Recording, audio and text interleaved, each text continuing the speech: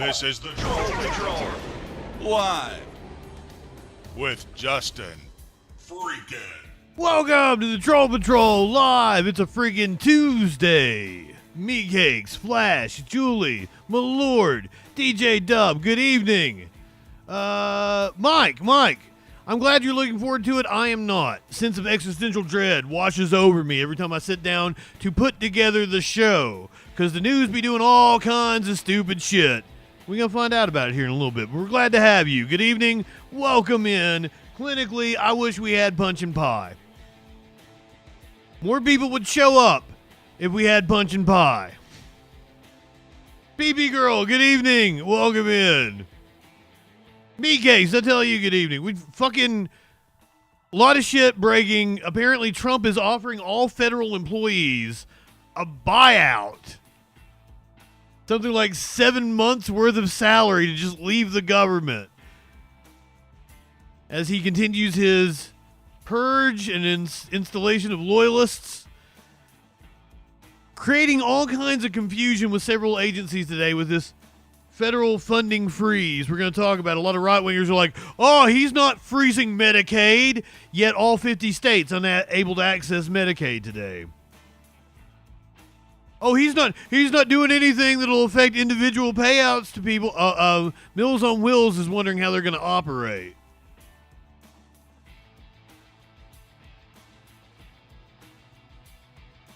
Press secretary gave a first press conference today. Apparently said that Biden authorized the drones. New drones appearing in New Jersey. Elizabeth Warren says she has some suggestions for Elon Musk and his Doge caucus.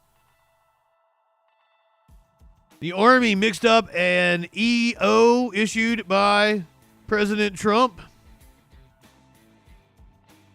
We've got this wild story about how Senator Tom Tillis was able to get testimony from Pete Hex's former sister-in-law. He assured her that it would get enough no votes to sink Hex's confirmation, and then he voted for him. Then I have this neat little story about Tom Tillis's brother, who was in the Tennessee State House, apparently pissed on one of his political rivals' chairs. That's not the only Tennessee news tonight. We got lots of news out of Tennessee. Governor Bill Lee's voucher scam being pushed through may trigger a federal investigation. Of course, we covered last night the representative from Tennessee that proposed the amendment to allow Trump to serve a third term. KKK posters appearing in a Tennessee town all throughout the city. Knox County, Tennessee has released body cam footage of a man who was apparently beaten by the cops and died. Take a wild guess what color his skin was. Here's your meme of the day.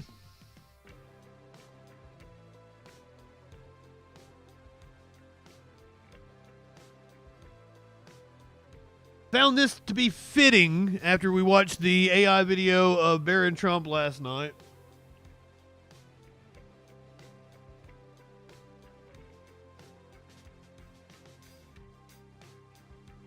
A Massachusetts man was arrested trying to firebomb members of Trump's cabinet.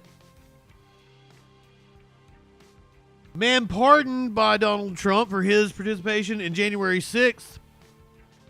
Wanted for solicitation of a minor.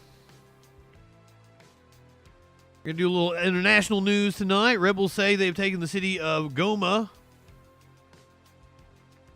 in the Congo. We're going to get the breakdown from Democracy Now! Emmanuel Macron in France made a complete ass of himself. All that and a lot friggin' more tonight on the Troll Patrol Live. Good evening. Welcome.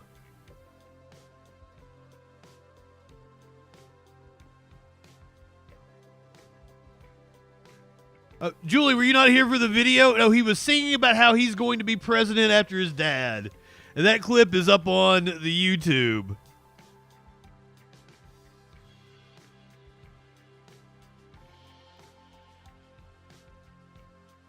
I'm trying to find a lighter. I'm not high enough for this shit. Light one up, tip one back. My dry spell comes to an end tomorrow. I'm officially not broke anymore. I just moved into a new apartment, so paying rent multiple times within a 2-month span really took its toll on me. Getting scammed out of a couch I thought I bought. Still got no fucking couch over here. I need a couch for my apartment. I haven't even checked to see if the bank has returned that money yet. I hope. I don't even know. We'll walk to the weed store tomorrow because I desperately need some weed.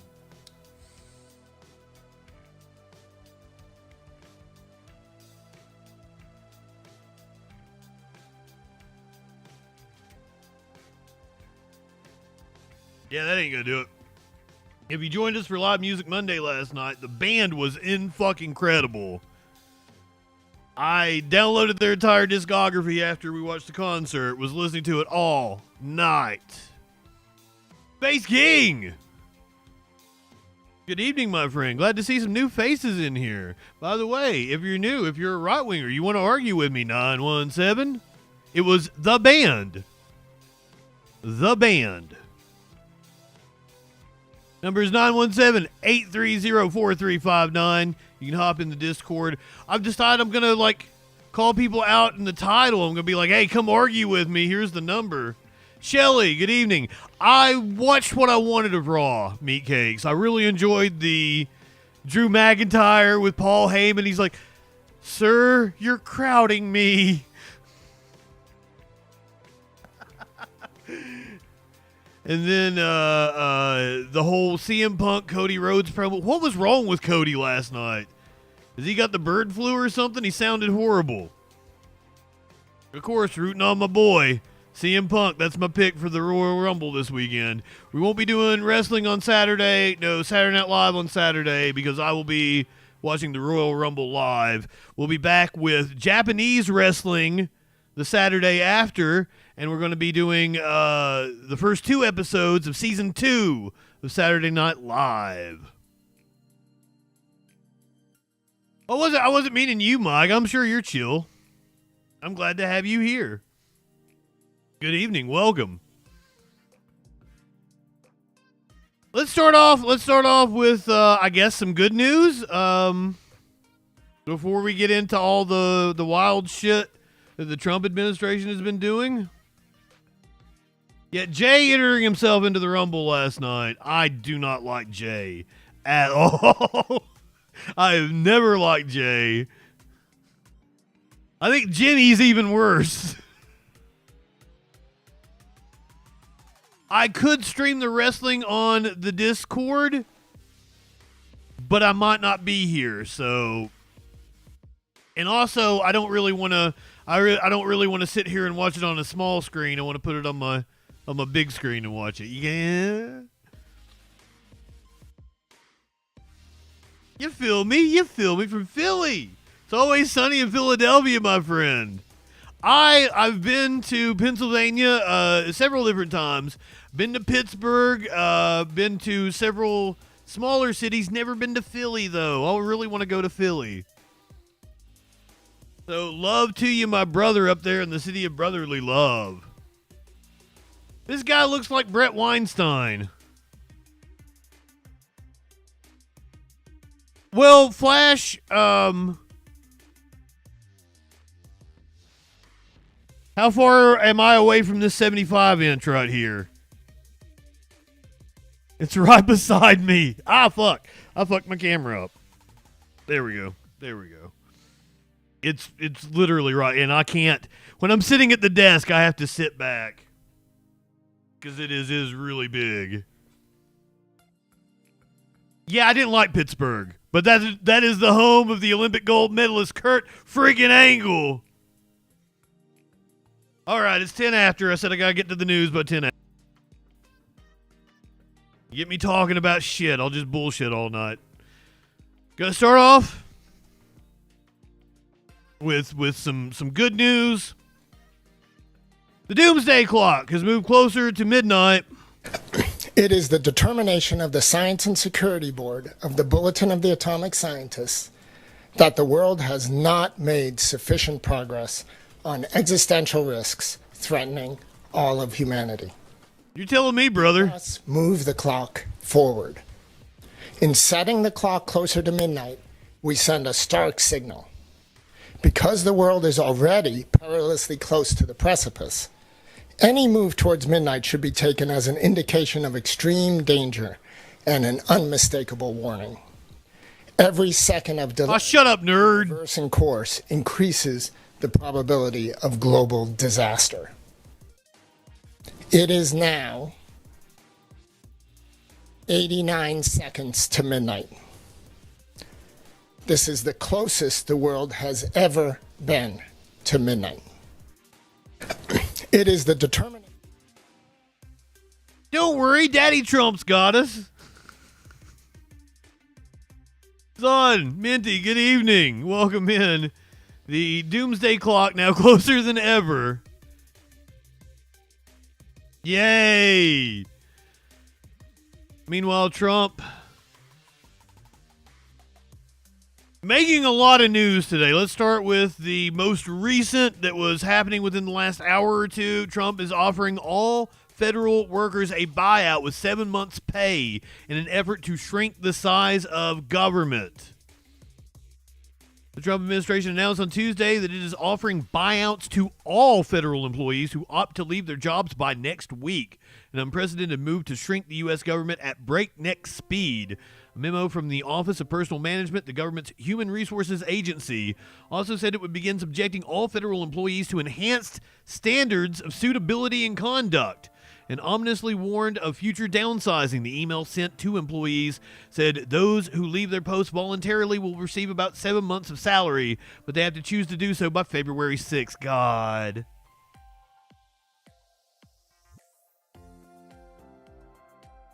Trump has built a political career around promising to disrupt Washington and vowed that his second administration would go far further in shaking up traditional political norms than his first did. Avalon, good evening.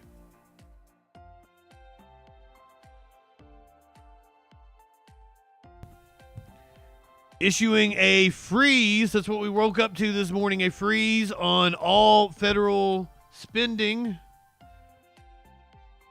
There's a lot of confusion on what that actually means. Medicaid was down for all 50 states during parts of the day. The order, right-wingers are all like, well, the order says this doesn't affect Medicare or SNAP or blah, blah, blah. But I think the goal is to cause confusion. Thur, President Trump's efforts to put the brakes on government spending that was already approved by Congress and signed into law have hit a stumbling block. I mean, Avalon, your mom might not be bad off taking the severance. I mean, we need I personally feel that we need the bureaucracy. We need what they call the deep state career bureaucrats that actually have a wealth of knowledge and know what they're doing, like I'm sure your mom. But from a personal standpoint, it's probably best for your mom and your family that she takes the severance and leaves. Sucks for us as a country. Fuck. Sounds like a Project 2025 that apparently, he knew nothing about. Late this afternoon, a federal judge ordered a temporary halt on a sweeping White House plan to pause funding for all federal grants and loans. The funding freeze was laid out in a memo from the Office of Management and Budget late yesterday and was set to take effect today. As Laura Barone-Lopez reports, that led to a flurry of confusion and clarifications. Good afternoon, everybody. At the first White House briefing of the second Trump administration, Press Secretary Caroline Leavitt addressed an unprecedented order by the White House to freeze all federal financial assistance. It is the responsibility of this president and this administration to be good stewards of taxpayer dollars. It means no more funding for illegal DEI programs. It means no more funding for the Green New scam that has cost American taxpayers tens of billions. Green New scam, the thing that never passed, hasn't been implemented. Yeah, she's got that gigantic cross on her neck. Somebody should inform her that bearing false witness is against God's commandments. Of dollars. It means no more funding for transgenderism and wokeness across our federal bureaucracy and agencies. Levitt said the pause would not affect individuals receiving, quote, direct assistance from the government, but didn't answer which specific programs, including Medicaid, were affected. The action created widespread confusion. In a statement provided to the NewsHour, Meals on Wheels, a nutrition program which delivers food to millions of seniors, said the lack of clarity and uncertainty right now is creating chaos for local Meals on Wheels providers, not knowing whether they're going to be reimbursed for meals served today, tomorrow, who knows how long this could go on. After the briefing, OMB clarified that mandatory programs like Medicaid and SNAP will continue without pause. The freeze could still affect trillions of dollars of federal assistance, ranging from funding for disaster relief to health research to infrastructure projects and beyond. Is it woke to fund cancer research or to rebuild an unsafe bridge? On Capitol. I love that somebody on Twitter was like, well, what has cancer research ever got us? What is all this funding? What have we got for it? They haven't cured cancer. And somebody piped up with, the majority of people diagnosed with cancer this year will not die from that cancer. That didn't used to be the case just a few years ago. That's what your funding for cancer research gets you.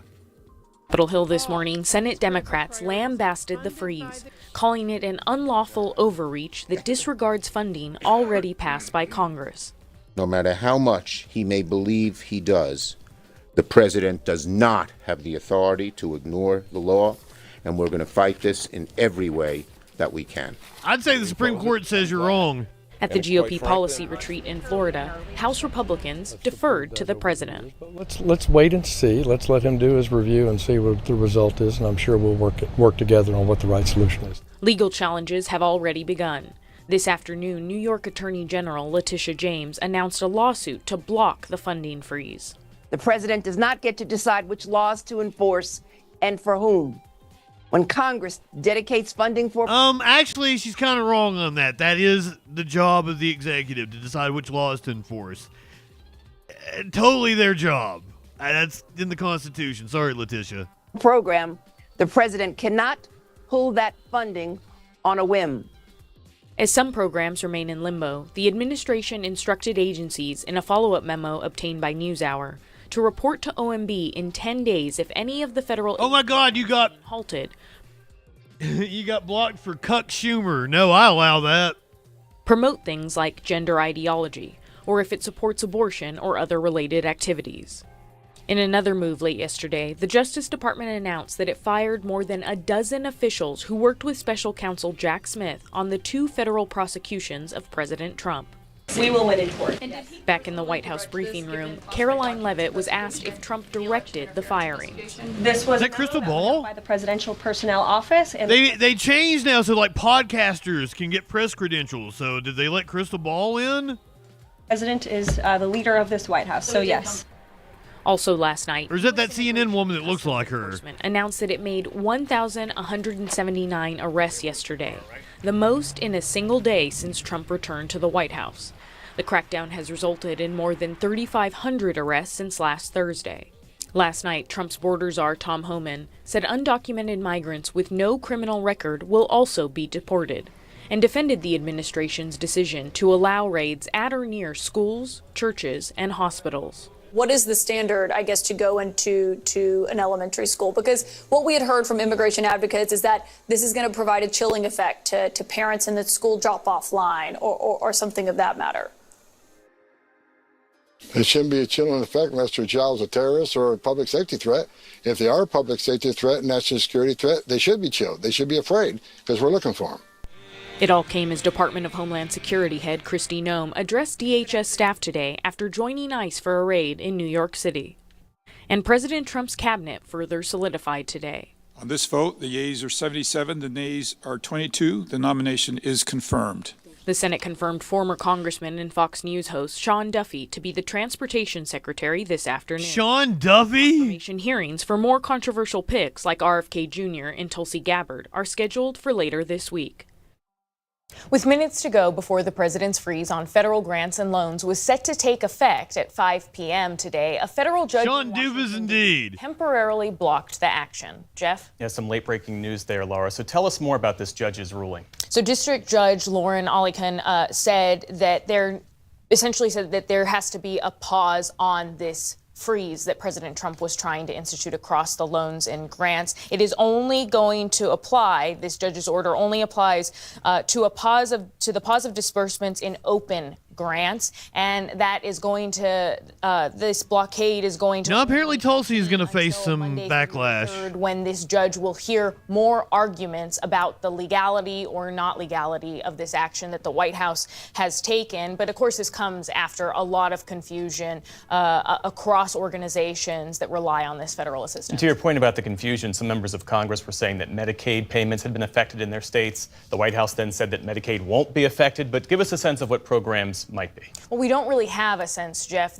We asked the White House for a comprehensive list of all the programs that will be affected, and they didn't provide one. Stephen Miller, a top aide to President Trump, blamed the press for the confusion, but Medicaid websites went offline, according to a number of Democratic senators. Republican leaders in Louisiana asked the White House for more clarity, worried that it could jeopardize their financial assistance. And so ultimately, there appears to be a bit of a pattern here, Jeff, which is that Stephen Miller has said, and others in the Trump White House have said, that they don't believe that the Impoundment Control Act is constitutional. They don't believe other laws that they are currently potentially violating are constitutional, and so they believe that the president does not have to follow them.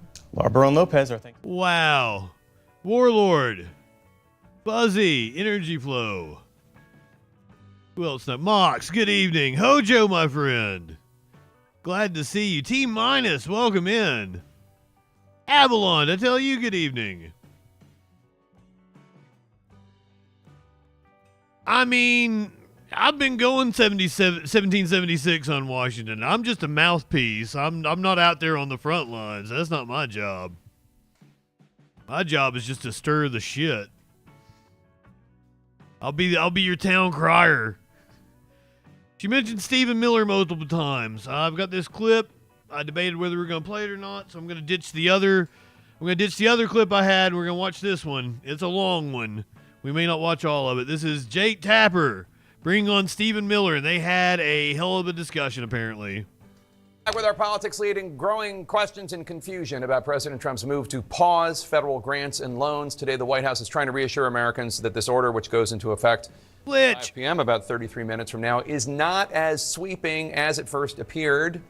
But a group of nonprofits are already suing the Trump administration over the move. Joining us now to hopefully provide some clarity is Stephen Miller, the White House Deputy Chief of Staff for Policy and a Homeland Security Advisor for President Trump. Stephen, good to see you again. Thanks for joining. So, hey, my friend, good to see you. A White House memo just issued this afternoon says that the pause does not... Jake, if Stephen Miller calls you a friend...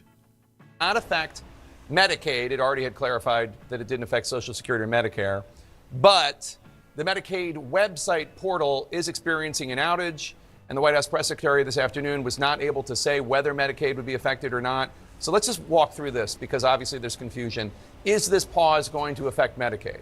It does not affect any service that the government is required to provide. It does not affect any entitlement. It does not affect any service to citizens. It does not affect any individual benefit, any public assistance. Then what does it affect? Anything of that nature. Okay, so that's very glad for the chance to explain what's going on here. In fact, I could actually give you some backstory I think you'd find very useful, Jake. So debate anything. We found after the president had issued a pause on... Matter of fact, I like it when the right-wingers actually pick their topic that they think they know the best, that they think they can own me on. I come in cold. They can do all the research they want. Funding to NGOs that resettle illegal immigrants. We found that bureaucrats at HHS were trying to funnel billions more dollars to those resettlement agencies. and try to get around the executive order. Fucking Sam Cedar was talking about the Jubilee, like him versus 100 and something conservatives. I was like, fuck, that sounds like fun. I want to do that. Bring me on the Jubilee. It became clear it's 20. The bureaucrats were still trying to funnel unapproved discretionary grants of I'm not good with numbers. pet projects. So OMB, led by Russ Vought, felt it was necessary to protect taxpayer resources to issue clearer guidance establishing for these discretionary grants of funding that are not directed by Congress, that they go through a political approval process at the agency. So let's get into that, because a number of government-funded organizations, so these are organizations like Meals on Wheels, right? Their job, their mission, it's a private organization. They get grants from the federal government. They feed seniors.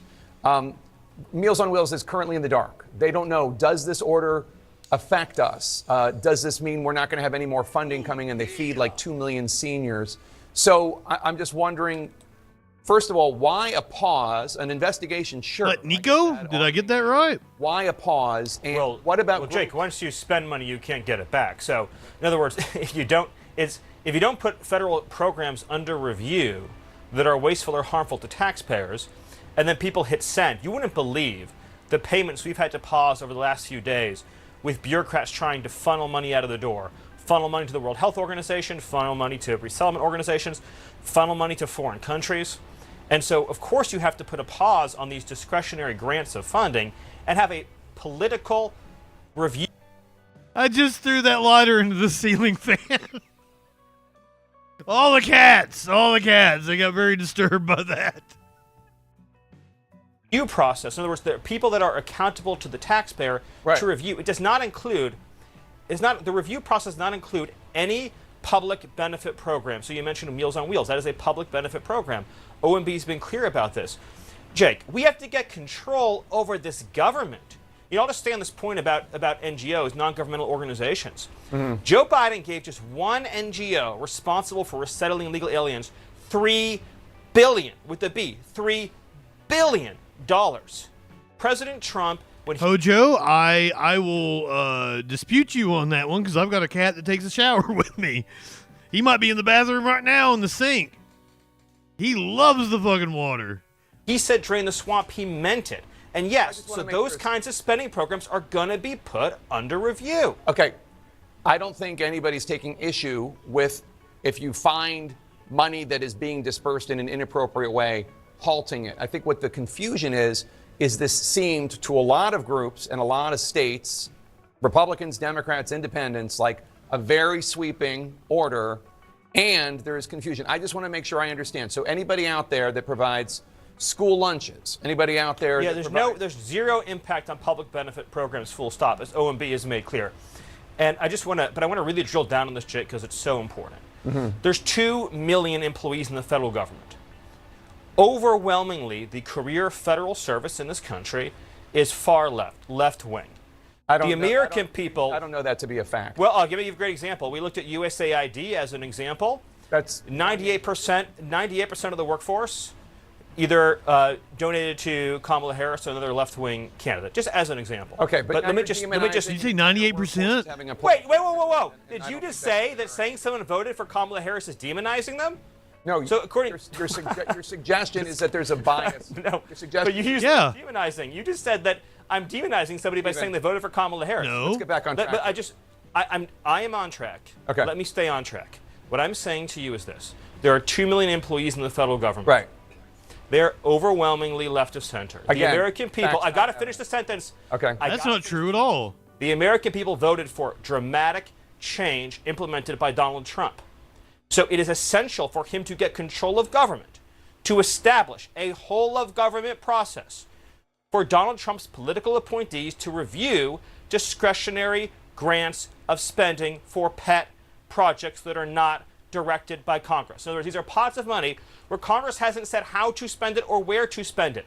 This might be something like saying, I want to build a $500 million fountain in the courtyard of the Department of Commerce. This might be something like saying, I want to fund gender studies in Afghanistan. There has to be political control and review. I can't help it if left-wing media outlets published a fake news story that caused confusion. If you read the OMB guidance memo, it is if you read the OMB guidance memo, well, I don't know what it's as left-wing clear as day. We just talked to Congressman Don Bacon, a Republican, a Trump supporter. We just interviewed him.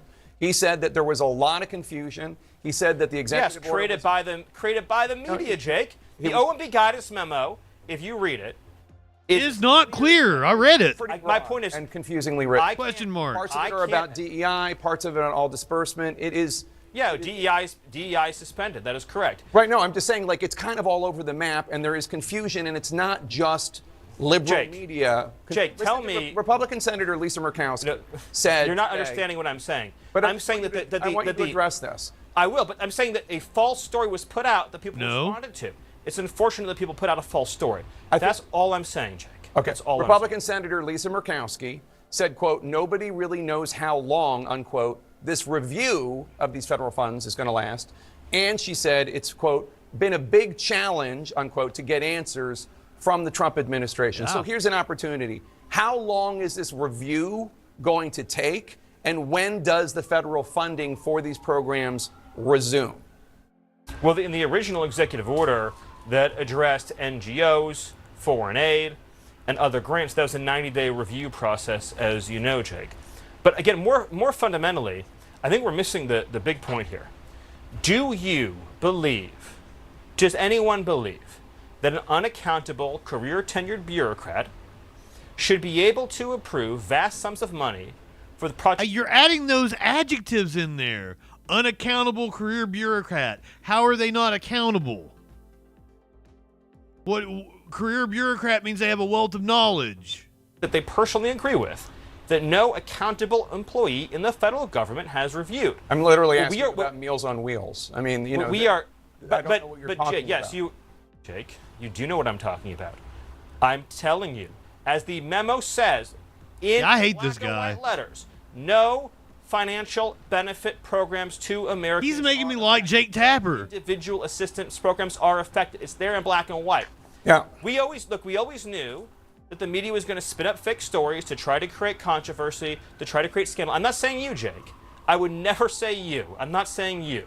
We invited you on to clarify, Stephen, and we just heard and I'm here. Right, I know, and I appreciate it. And I want to turn to immigration in 1 second, but you. I'm just saying, Republican Congressman Don Bacon was hearing from constituents. We have no idea where the constituents were getting their information was from, but I will say, last night, when people started noticing this order, people were upset based on the executive order. You say that, my lord, but I'm not jumping on the Buttigieg 2028 bandwagon. I was hearing from them directly. I ain't supporting no Amy Klobuchar. It was issued 7 days ago. I understand that, but it was going when the word got out. This is an OMB guidance document. Right, exactly. And when that went out, people got it. Yes. And you heard Congressman Don Bacon saying he was worried. Yes. Now he's not, but he was worried that before school programs and after school programs in Nebraska were going to be affected. I am sorry. But you've clarified the media. I'm sorry that the media has falsely reported on this story. I don't know what you're talking about in terms of false reports. It was a broadly written executive order, and there's you're conflating two different things. Stephen, an executive order was issued a week ago.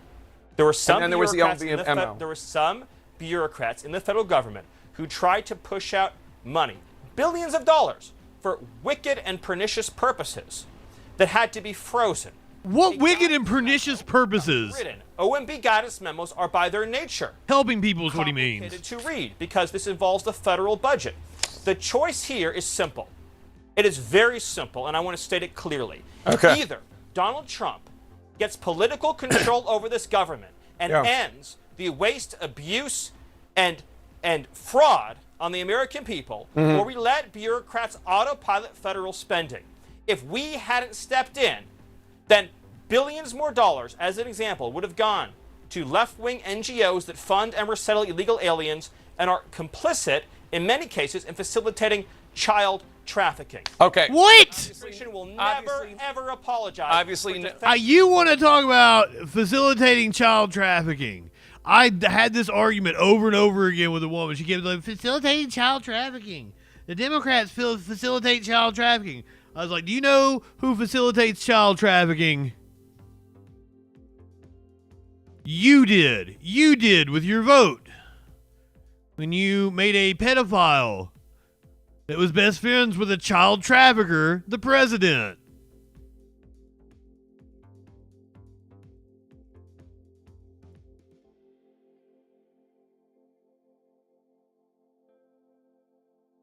Yes, Lungenpress means lying press.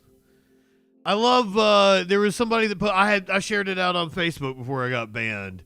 It was, somebody was defending Elon, saying he was autistic, and this person, I assume sarcastically, said, "Oh, that's wild that he's so autistic. He should write a book about about all he's had to go through and call it My Struggle." And I died laughing. Lungenpress. I'll fuck up the pronunciation if I want to, god damn it.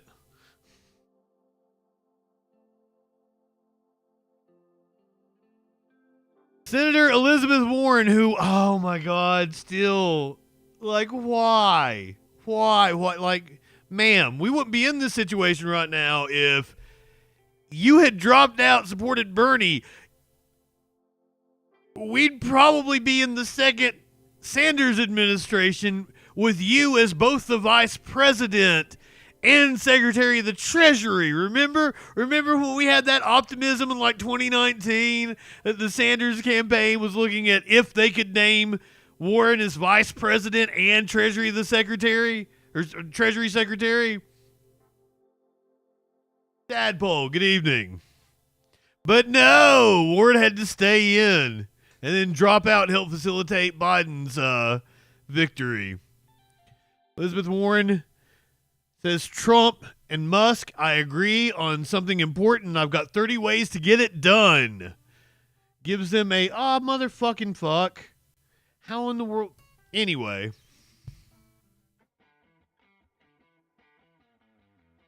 I fucking hate these goddamn...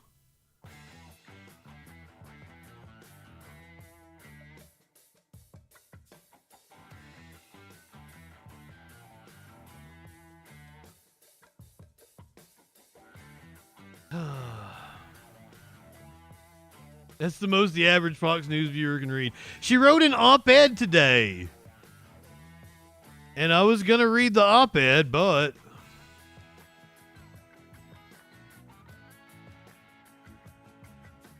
Oh, I can read it from her website. Let's do that.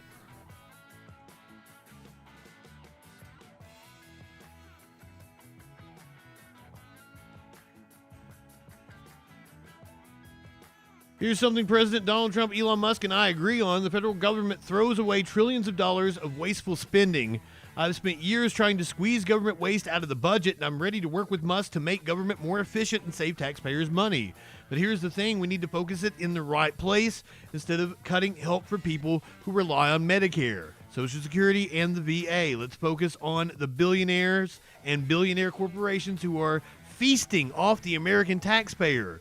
After promising his Department of Government Efficiency would cut $2 trillion in government waste, Musk's ambition is rapidly shrinking. Within weeks, he cut his goal in half to $1 trillion, all before he's actually cut a single dollar. I don't want Musk to fold so quickly. I crunched the numbers and found $2 trillion that we could cut over the next 10 years by focusing on the guys who are getting rich off our government. She sent this blueprint to Elon. Congressional Republicans' initial plans call for cuts to government programs that millions of Americans rely on to pay their bills each month. Things like Social Security, money to cover nursing home costs, and help buying private health insurance. Scrapping essential services is not efficiency, it's cold-hearted cruelty. Tossing old folks out of nursing homes or telling people that their insurance has been canceled won't save money. It just makes lives tougher for the families that struggle to pick up the slack. If Musk and Republicans take that route, it will be a disaster for working people, and I will fight back. But we don't have to cut the programs Americans rely on. We can eliminate at least $2 trillion of government waste over the next decade without cutting programs that help our grandparents, our vets, and our children. In fact, I have 30 specific proposals to do just that. Here are a few examples of government waste we could start with. First, we could negotiate better contracts for the Department of Defense. Hell yeah, start with the Department of Defense. The DoD spent $440 billion in 2023 alone on contracts, and giant contractors overcharge U.S. on nearly everything. The Air Force pays over 7,500% more on soap dispensers than regular Americans do. The Army pays $71 for pens that should cost less than a nickel. Spending is so out of control at DoD that it is the only agency in government that cannot pass a simple audit. American taxpayers are sick of getting scammed by overpaid military contractors.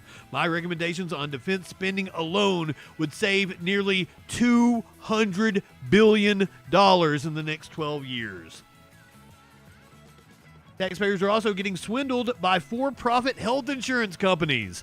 Right now, about half of all seniors have been lured into privatized Medicare programs called Medicare Advantage. This program was started to lower costs for seniors, but over time, the insurers figured out how to boost their profits by manipulating claims and denying coverage. It's so bad now that the nonpartisan Medicare Payment Advisory Commission estimates that private Medicare insurers overcharge taxpayers by nearly $83 billion in 2024 alone, while other independent researchers put the dollar figure at $140 billion.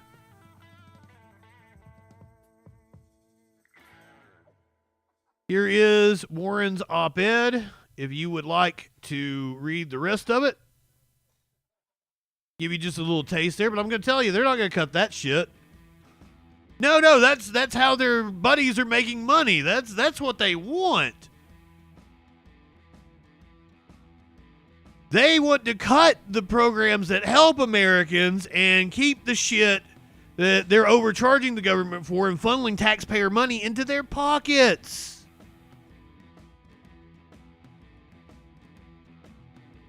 Jesus saved Justin? Woke him in? What a fucking name!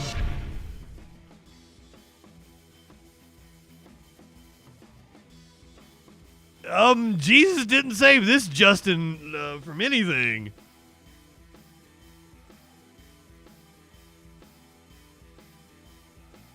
How the fuck you got money to pay out of pocket? Boy, seriously, nothing has ever happened to you if you've been able to pay out of pocket. Holy fuck. What happens when you get cancer? Yeah, just don't get sick. Great plan. Great plan. No. We could actually have Medicare for everyone. Everybody gets health insurance coverage, produce better results, and save us. Save us a shit ton of money.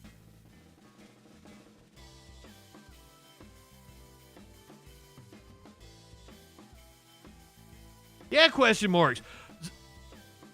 I was working at a TV station strictly for health insurance, and I was going to get some dental work done, but unfortunately the dental work I needed done was called cosmetic, even though it's my front fucking tooth that my friend knocked out 20 years ago.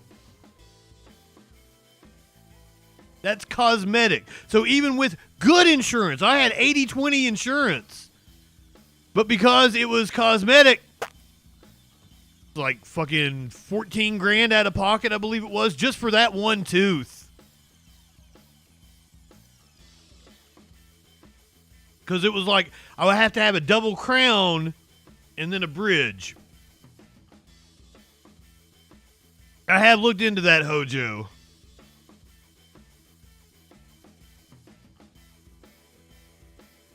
I just don't get sick. I pray to Jeebus. He's going to keep me healthy.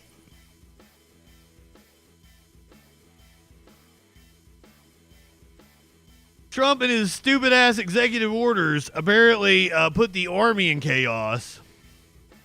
Confusion around the new administration's spending freeze and executive orders has caused disarray inside the Pentagon.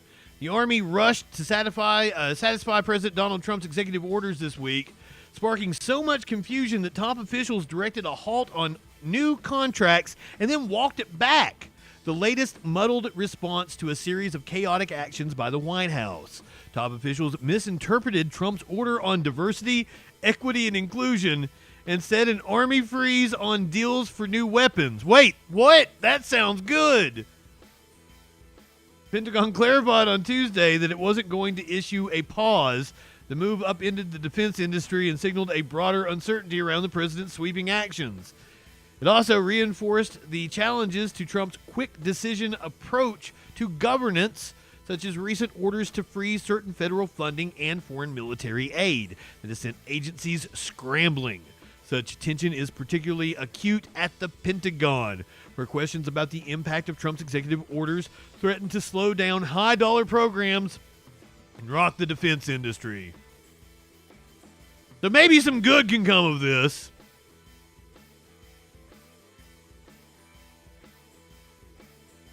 I have a feeling the donors to the Republican Party are going to be making some phone calls. That's all going to get straightened out.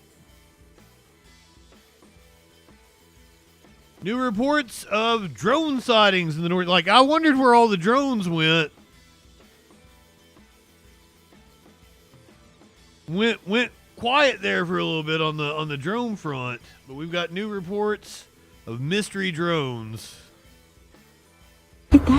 This morning, it's not deja vu, but a possible return of more drones. The lights are coordinated. From Connecticut to New Jersey, new videos emerging once again. We have like a field in the back of our house and we can see them up there. Mandy Malisich, like others in the Northeast, spotted drones in December. It's not a plane. Before the night sky seemingly went dark after the FAA temporarily banned drone flights in parts of the Garden State and New York amid thousands of reported sightings. Then, just over a week ago, the month-long restrictions were lifted. Have you seen them since?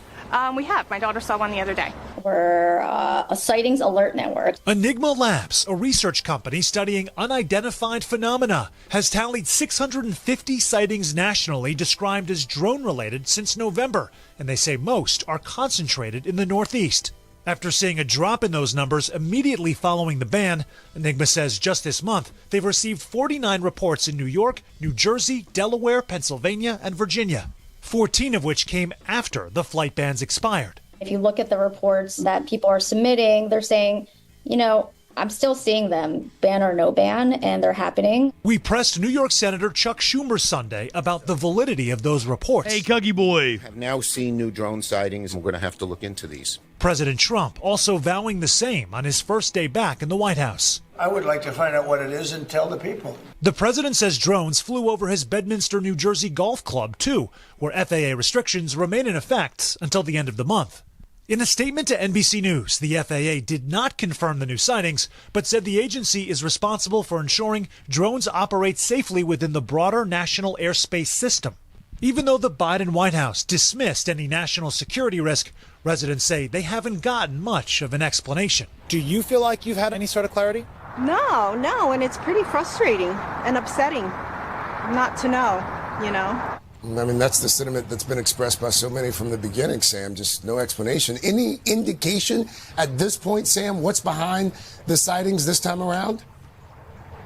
Yeah, not really. So authorities, you'll recall initially, Craig, you're probably either looking at aircraft or illegal drones. The FBI referred us back to a statement they initially made with the FAA and DHS that of about 5,000 sightings, maybe 100 of them were actually worthy of investigation. As for Enigma, they say that no. These numbers right now are probably underreported because people have no idea what they're looking at the sky, and some of those sightings are coming without a designation. So the number could actually be much higher than what we're telling you. Yeah, it's back to you guys. So many questions, Sam. All right, stay on it, buddy. Thank you. Now, apparently, the White House press secretary today tried to blame the drone sightings on the Biden administration. That they were all authorized by Biden. I turn to questions. I do have news directly from the President of the United States that was just shared with me in the Oval Office.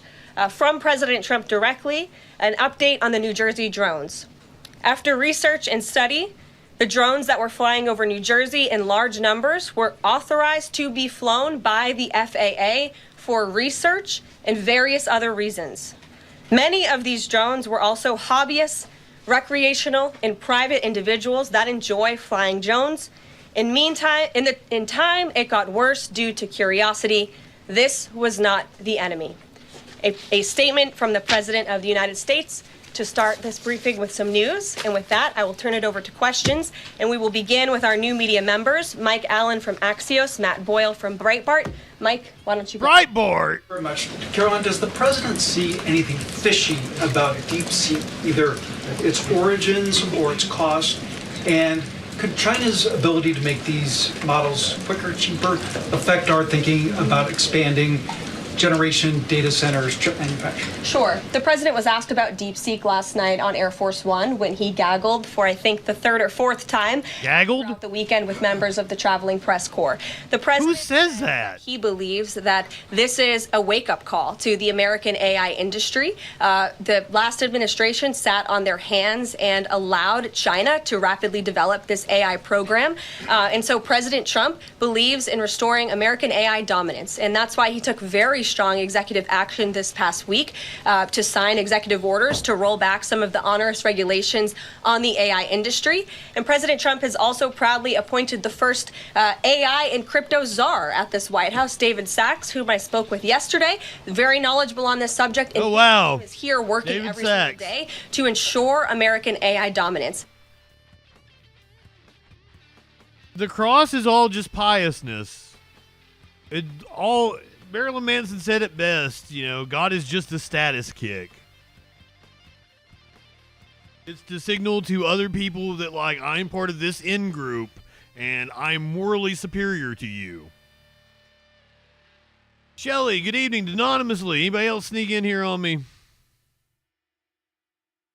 Hope everybody is having a fantastic Tuesday. It's literally just a sign to say, hey, I'm better than you. And it's disgusting.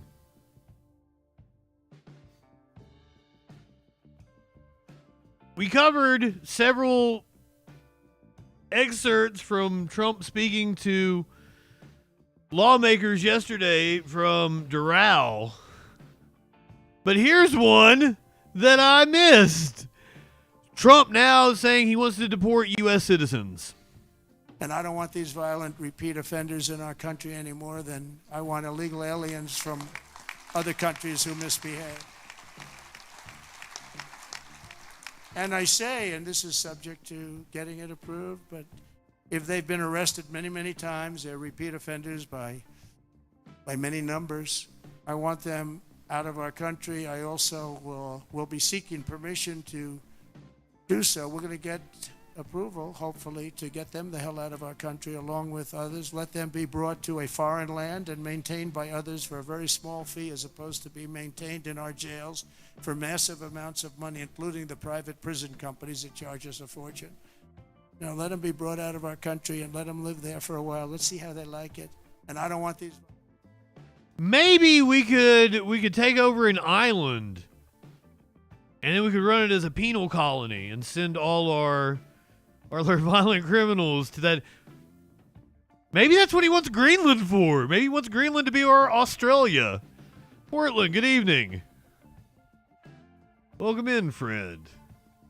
Nyan, did I tell you good evening? Yes, Manson is a terrible person.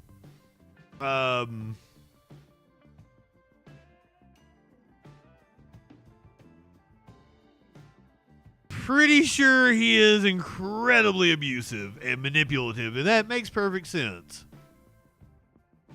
However, I will say that we watched a Manson concert from, was it 2002, 2003, a couple months back, I think, when a new allegation came out against him, and I wasn't expecting it to be as fucking good as it was. It was so amazing. Like, the band was just like outlandishly good. And I figured Manson was a shitty singer. No, he held up his end. Greenland's going to be our new penal colony. We're going to send all the people we're deporting to Greenland. Apparently, I don't know why right-wingers do the things they do. Rocky said it earlier in the chat, brought it up. Did you see Selena Gomez crying Why do you guys focus on like, no, I pay zero attention to Selena Gomez. Don't even really know who she is.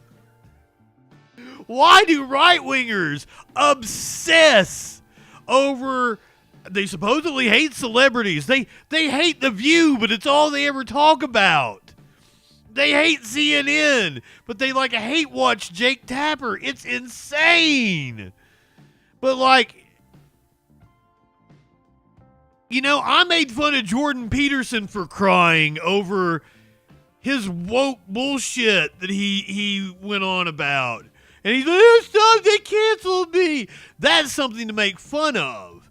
But if you've got a person who is showing genuine empathy towards people who are being demonized and treated the exact opposite of how the Bible commands you to treat them, I don't see how that warrants mockery. And I mock everybody.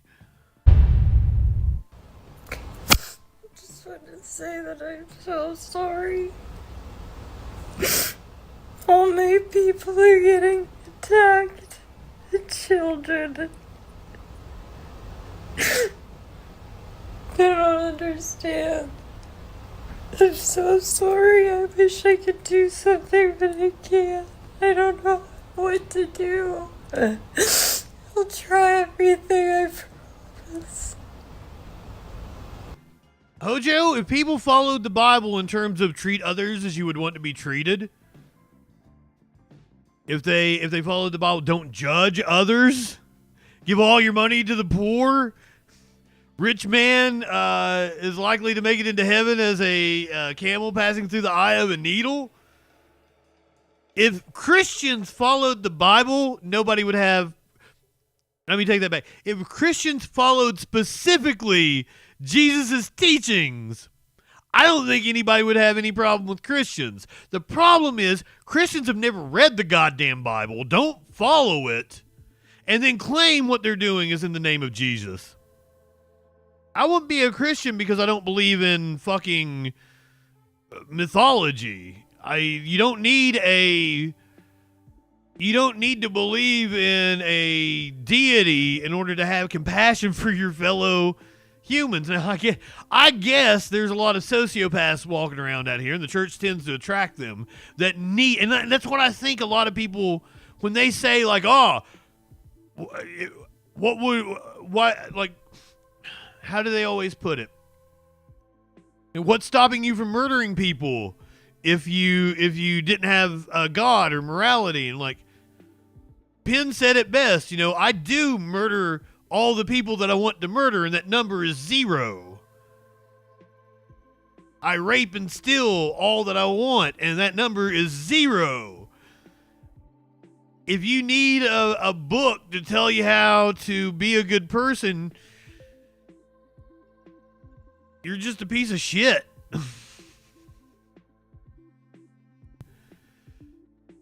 Sarah Haynes, who apparently is from The View, calling out the right-wingers trying to mock Selena Gomez. Watching Selena Gomez, what people don't understand is two things can be true at once. All of these conservative media pundits answered with, what about the violent criminals?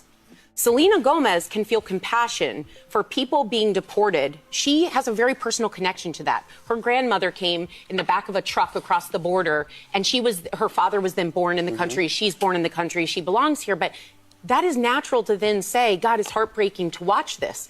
It can be heartbreaking, and she can still not be okay with violent criminals. And they keep saying in there, we're taking the violent criminals. Well, the point I made here at the table is they're not transparent about who they're bringing. They're knocking on doors, they're rounding up people, and they're not saying, if they broke down every person deported and said, we've got 16 murderers, 15 rapists, 13 repeat offenders, everyone in this country, including Selena Gomez, would say, bravo. But that's not what's happening, and they're not being open about it. So never condemn someone for showing empathy for another person. That's right. She doesn't have to address Laken Riley, which is an awful, tragic story that happened here in this country. She can, it's not saying that she agrees with that to say she understands the plight of all of these people. So it's just a disgusting place we're at when we can't even recognize that. I mean, You guys call me a liberal, and I was calling Obama President Deporty McDrone Strike. I voted Libertarian in the 2012 election. So I don't paint with a broad brush, but also I guess, you know, I am a leftist. I'm not actually a liberal.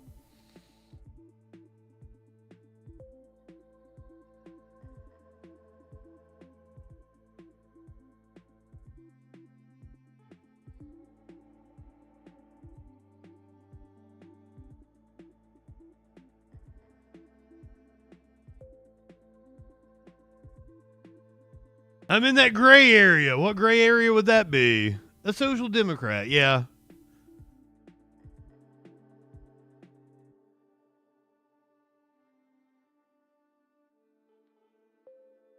Byronic, good evening.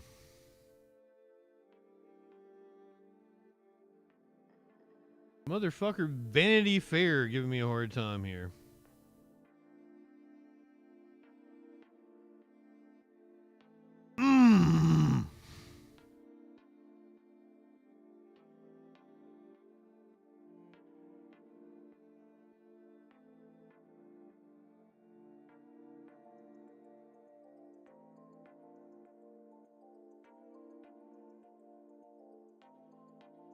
Shelly, I don't think I called you good evening. MILF, good evening.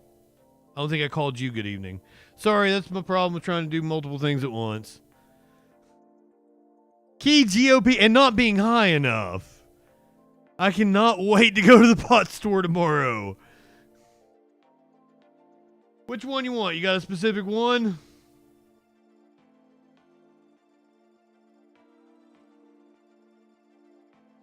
Gravity, good evening.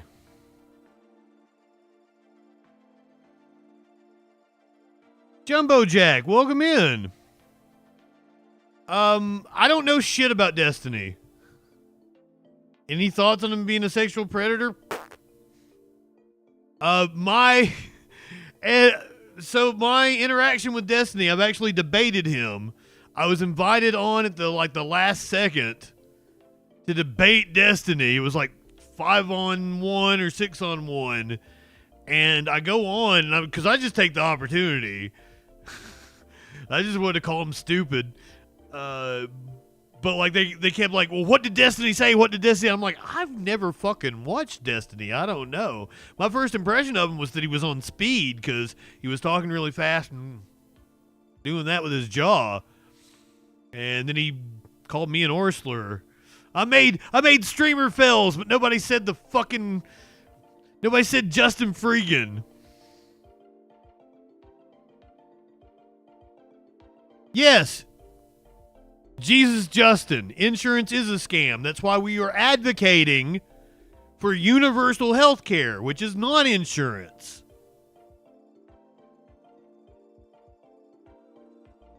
You told us to stop being consumers. That's what we're trying to do by advocating for universal health care.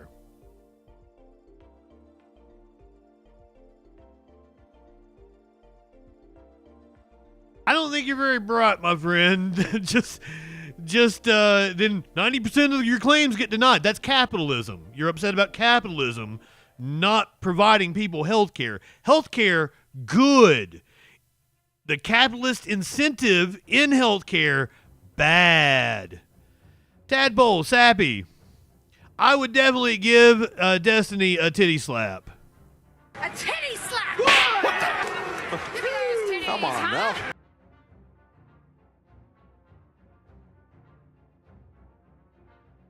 No, see, capitalism is when I get rich. Socialism is when other people get rich. Yep. Key GOP senator solicited testimony against Pete Hegseth, then voted to confirm him anyway. Senator Tom Tillis reportedly assured Hegseth's former sister-in-law that her statement would turn the tide against him. Just days before casting the vote that clinched Pete Hegseth's confirmation as Secretary of Defense, Republican Senator Tom Tillis of North Carolina reportedly urged Hegseth's former sister-in-law to testify against him. Tillis reassured Danielle Hegseth, the ex-wife of Pete's brother, that her damning statement would likely persuade 3 Republican senators, Tillis included, to vote against the former Fox News host confirmation. The senator then voted to approve Hegseth, even as Susan Collins and Lisa Murkowski voted no. In her sworn statement, which detailed allegations that Hegseth regularly drank to the point of throwing up and passing out, Danielle Hegseth said she was only coming forward and exposing herself to public scrutiny because someone had assured her that her testimony would tip the scales against Hegseth. Oh my God. Was this on purpose? Was this to create a chilling effect against anyone who might want to speak up? Contacted by the Wall Street Journal, Tillis did not dispute that someone was him.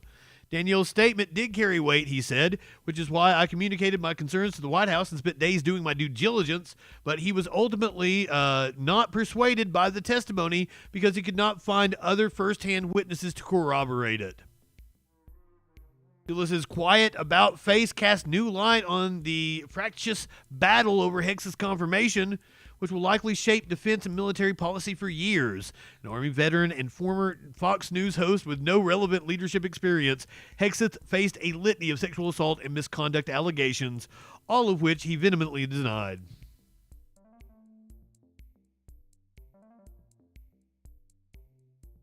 Tom Tillis has a brother. Tom Tillis' brother is in the Tennessee State House. And there's a little interesting story about Tom Tillis' brother and what he did in the House. Now, you guys may know that I personally would give anything in the world to piss in Dan Crenshaw's open eye hole. Give me that eye pussy, sir. It's a power thing. It's not like a sexual fetish I have or anything. I don't want to fuck the eye pussy. It's a power dynamic.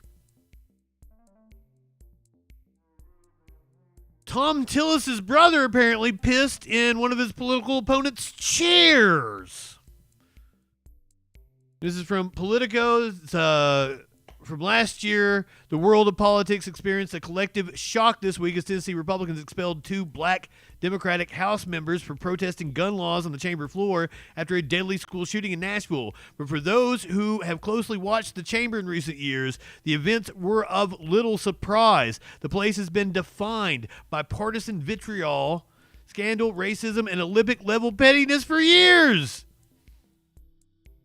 The protest and subsequent expulsion over decorum rules that took place in a chamber where a GOP member for years rang a cowbell every day of session as a raucous, attention-grabbing substitute for applause. When I covered the Tennessee Capitol from 2018 to 2021, the family values espousing Republican House Speaker had to explain why his text message trail included discussions of pole dancing women and his chief of staff's sexual encounters in the bathroom of a hot chicken restaurant. After a Republican lawmaker was accused of sexually assaulting 15 and 16-year-old girls he had taught and coached, he was made chairman of the House Education Committee. Protesters filled the halls week after week, year after year, calling for the removal of the bust of the Ku Klux Klan's first Grand Wizard, a piece of art featured prominently between the House and Senate chambers. Democrats pushed for its removal while Republicans resisted. Right-wingers always come at me like, well, the Democrats created the KKK. No, Southern conservatives did, and they switched parties. That's why the Democrats were for its removal and the Republicans resisted. Democrat who declined to support the current speaker's re-election had her office moved into a small windowless room. In a twist of fate, the same Democrat, Gloria Johnson, a white woman, narrowly escaped expulsion when the 2 black representatives did receive expulsion. And then, of course, there was the famous peeing incident. where a legislator's office chair was urinated on in an act of intra-party retribution over shit posting. The actual identity of the Republican urinator is a closely held secret among a small group of operatives who have bragged about witnessing it, but it's generally accepted that former state representative Rick Tillis, a Republican and the brother of U.S. Senator Tom Tillis, did indeed have his chair peed on in the Cordial Hall legislation office. Okay, so I was wrong. It was Rick Tillis that got his chair peed on by another Republican.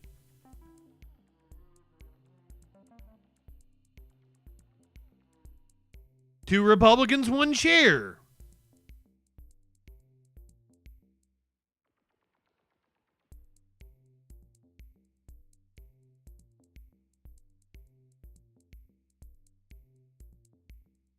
Well, that took a turn of events. If you'd like to read more about the wild happenings in Tennessee, a state I lived in until just a few months ago, state I went to college in,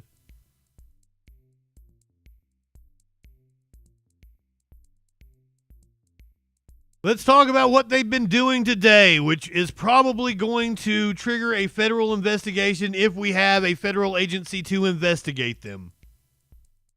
The governor of Tennessee has been pushing a voucher program for a very long time that he stands to profit from, despite the fact that he didn't even get a majority of the revolt of support of Republicans. He's trying to strong arm it through and apparently passed committee earlier today. Again, with breaking news from the state capitol, Governor Bill Lee's school voucher bill survived a second vote in a House committee during this special legislative session. If the bill passes, families could use taxpayer money to send their children to private school. Good evening and welcome to News 2 at 5. I'm Bob Mueller. And I'm Haley Wilkes. News 2 State Capitol reporter Tori Gessner sat through hours of debate, and Tori, things got tense in the House. Yes, they did, Bob and Haley. Governor Bill Lee's school voucher bill is soaring through House committees, passing two just now and up for debate again in the room behind me in just a few minutes. But this whole process hasn't come without resistance from Democrats, especially during the first hearing when Republicans blocked them from asking any more questions before the final vote. Both the House and Senate committee rooms were packed with members of the public, pro and anti-voucher organizations and lobbyists. Just 2 hours before the hearing on the House side, lawmakers filed a lengthy amendment to the bill that, among multiple changes, would prioritize public school districts and how they would get the money in what order generated from sports betting, which is promised in the bill. Districts in at-risk and distressed counties and high-performing districts would get first dibs on that money, then districts facing natural disaster recovery. If there's any money left after that, remaining districts could apply for it. House Democrats tried their best to pick apart the bill while questioning the sponsors and witnesses, but they were very outnumbered. Republicans eventually cut off Democrats' questions just before the final vote. They can't answer questions on their bill because it's bad, because the people don't want it, they don't care. This is about billionaire interests from outside of the state. Now, Republicans in support of this bill say this is just about giving parents the choice and more options to best pick what the best education will be for their child. Again, House Committee Finance, Ways and Means will debate this bill again in a few minutes, and the House side is trying to get this bill through all four committees so they can send it to the floor by tomorrow night. The Senate Education Committee is still debating this bill on that side. Reporting live in Nashville, Tori Gessner, News 2. Did you just say you can get cancer from cold medicine? What a stupid fucking thing to say.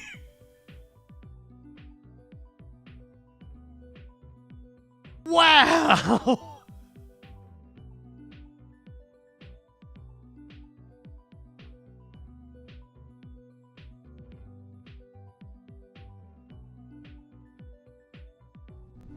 Do you think we're stupid? You think we're fools?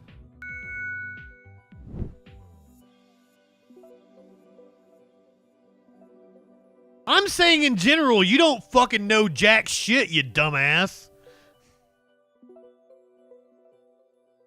Hiking Blue Jay, what's going on, my friend? Like, what?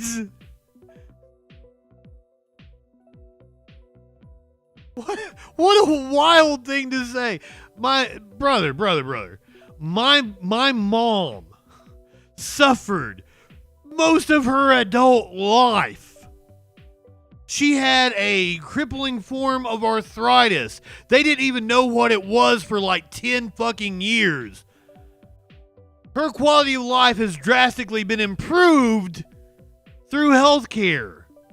She had a double knee, double hip replacement. She's taken several experimental drugs, and now she travels. And she's able to enjoy herself. She spent most of her 30s and her 40s bedridden. And you're going to come in here and with your dumb ass, not informed about anything, and say, oh, healthcare is bad. What the hell? You're telling people in a leftist chat to consume less. Do you realize where you're at, my friend? Do you know what leftism means?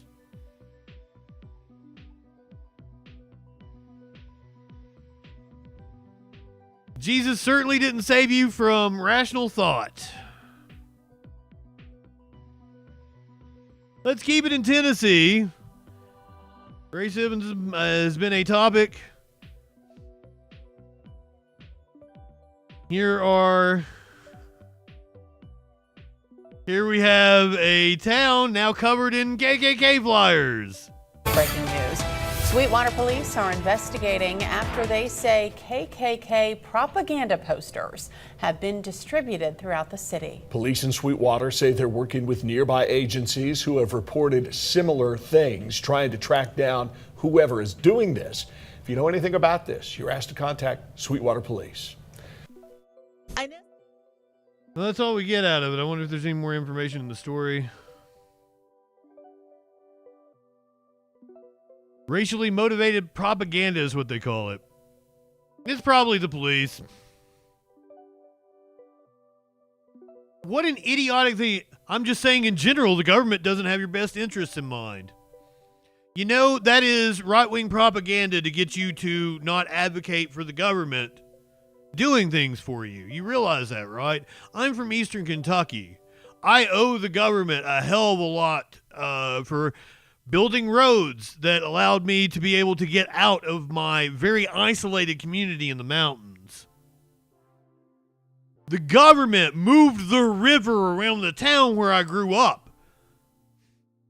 The Army Corps of Engineers has done some spectacular things in this country.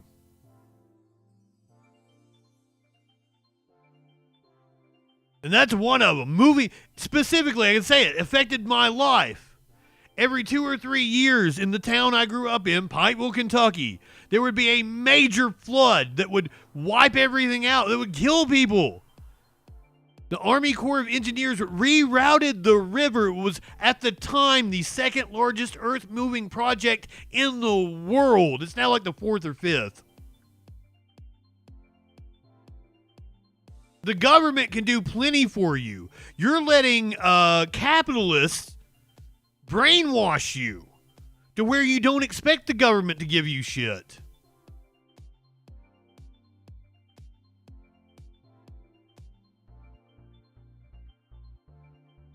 We should just be martyrs and not consume insurance. Hey, dipshit, how many times do I have to tell you we are advocating for universal health care? We're leftists. Do you know what that means?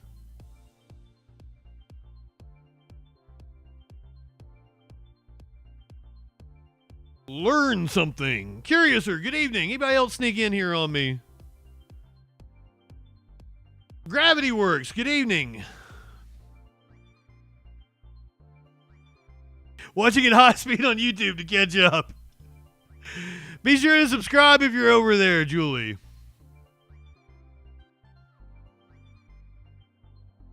Why have universal health care when you can have no health care whatsoever? Because having universal health care for everybody helps people.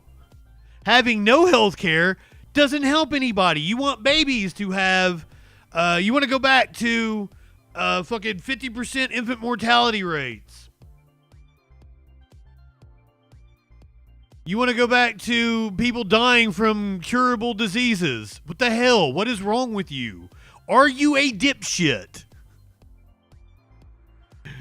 Like, what in the world? We're in the crime section of the show. We have 3 or 4 stories that... Once their balls, good evening. We have 3 or 4 stories that might be a little too much for people if you have weak stomachs.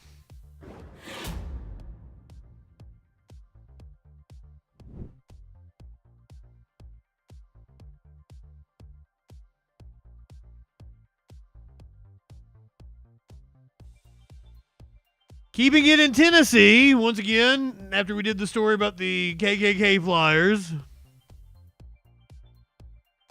our infant mortality rate is very high for a developed country. And it's predominantly the red states when you look at it. Alabama, Louisiana, Arkansas, their infant mortality rates are fucking disgusting. But those places have a lack of access to health care. Infant mortality rate not so high when you get out to, Massachusetts or Maryland. States that have better access to health care, which, once again, like my friend, Jesus, are you trying to help people lead better lives? Are you trying to improve people's station in lives, or do you just not give a shit? Like what is the purpose of government?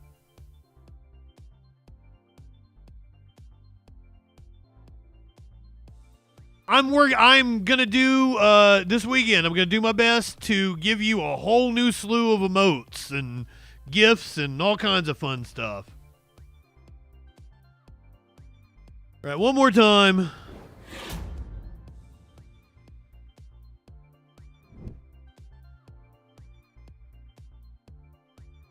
Healthcare system's overwhelmed with too many patients. Like, hire more doctors. Then the government invests in hiring more doctors, and we have more doctors, we have more high-paying jobs, we have better healthcare outcomes. It's a simple fucking solution.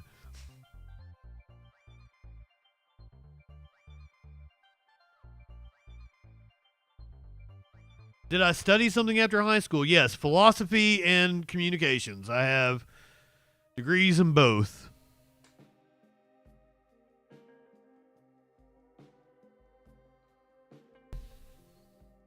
I mean, I'm kind of my thing. This is what I do. All right, one more time. We're going to Knox County, Tennessee. Where Kane, the big red machine, is the mayor. Now releasing body cam footage that you might find disturbing. With breaking news tonight, the Knox County Sheriff releasing body cam footage showing a confrontation between a man in jail and corrections officers. That man later died at the hospital of what investigators say were complications tied to meningitis. 10 News anchor Shay Smith joining us now to explain the timeline and details of that January 7th confrontation that was released this afternoon. Shay. John and Robin, we got that video about an hour ago, and there is more than 11 hours of footage. We have watched through about 15 minutes of body camera video and scrubbed through about 8 hours of security footage in his holding room. We are working to go through the rest of it. KCSO says David Batts was arrested January 7th for sexual battery at UT Medical Center. While Batts was in custody, personnel tased him, sprayed him with a chemical, and punched him in the face, according to a Knoxville attorney. The district attorney says injuries that Batts sustained to his face did not contribute to his death. A preliminary autopsy shows he died from meningitis, a severe kind of infection. They say Batts did not comply with officers soon after being taken into custody that afternoon and was sent to an isolation room around 2 p.m. This is a screenshot from that time. We saw officers tase Batts several times. We also heard an officer say that Batts had scratched him in the face. Officers asked him repeatedly to stop resisting, but he still failed to follow orders and commands from those officers. Jail personnel suspected he was also intoxicated. Hours later, around 11 at night, a nurse decided Batts needed to be brought back to UT Medical Center. They tried to take his vitals when he was in the holding cell. He died at the hospital about 24 hours later after being released from the jail. Knox County Sheriff Tom Spangler says there were several moments where Batts refused to cooperate with jail workers, and the sheriff says his officers did everything right. Bullshit. You know, there's a lot of claims that have been going on out there about what Knox County Sheriff's Office officers have done. You know, and that's one of the reasons why I'm here, because I'm tired and fed up with people making statements out here that this is what happened when they have no idea. I am tired and fed up of the cops murdering people, you bitch ass. What went on. And that's my job, to make sure that if something is done wrong, then by God, we're going to deal with it. But if my people have done something right, then I'm going to make sure I stand up here and defend them as well.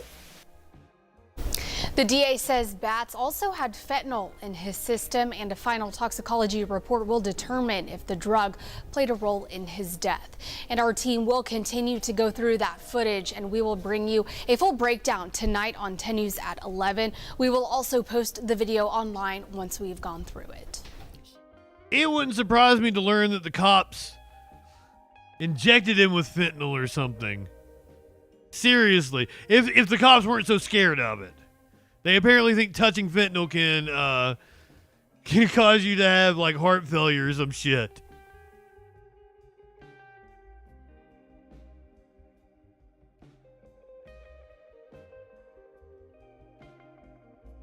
Ooh, we might have a vehicle for this one now.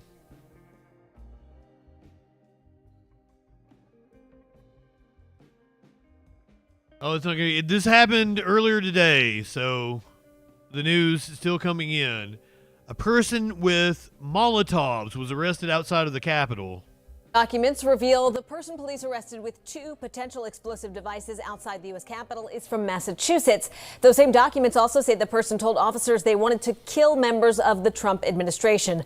Prosecutors say the suspect, Ryan English, intended to target Treasury Secretary Scott Bessent. They also say English threatened Defense Secretary Pete Hegseth and House Speaker Mike Johnson. Police say English told them that they had knives and Molotov cocktails on them when they walked up to the Capitol yesterday. They told officers, quote, "I'd like to turn myself in." What?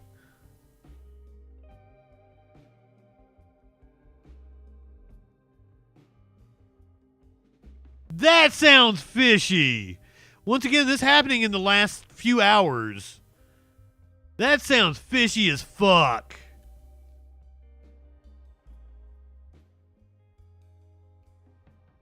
Glad I'm not the only one.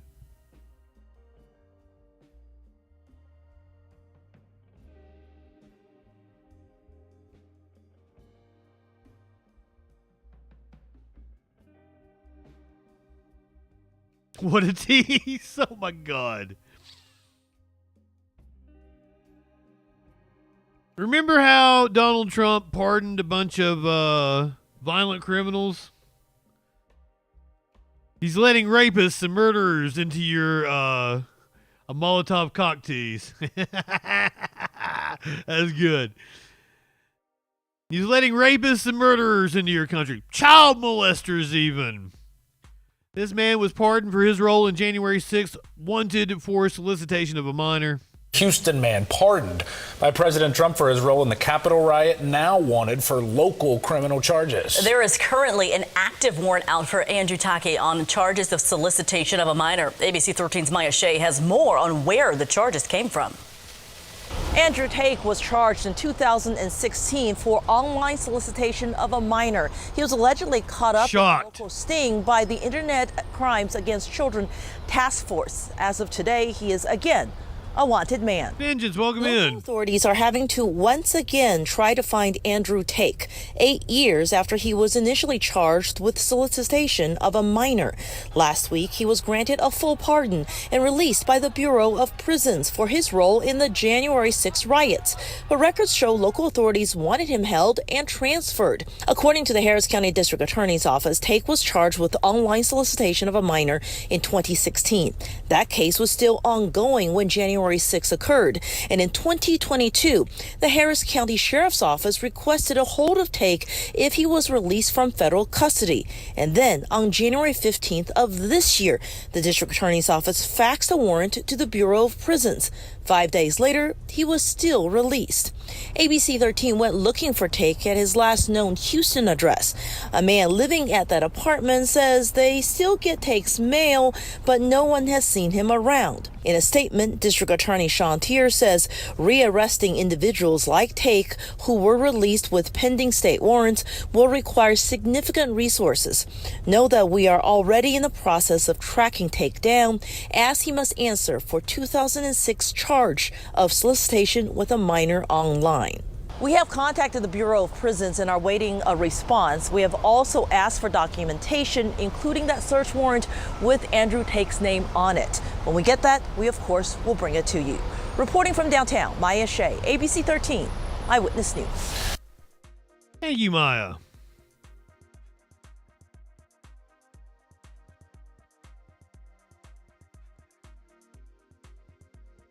I don't really have a police chase for you. I usually save those for the end of the show, but I do have a couple of chase-related videos to show you here. We'll do in the crime section. A suspect has appeared in court in Cincinnati following a police chase where he hid under a bridge.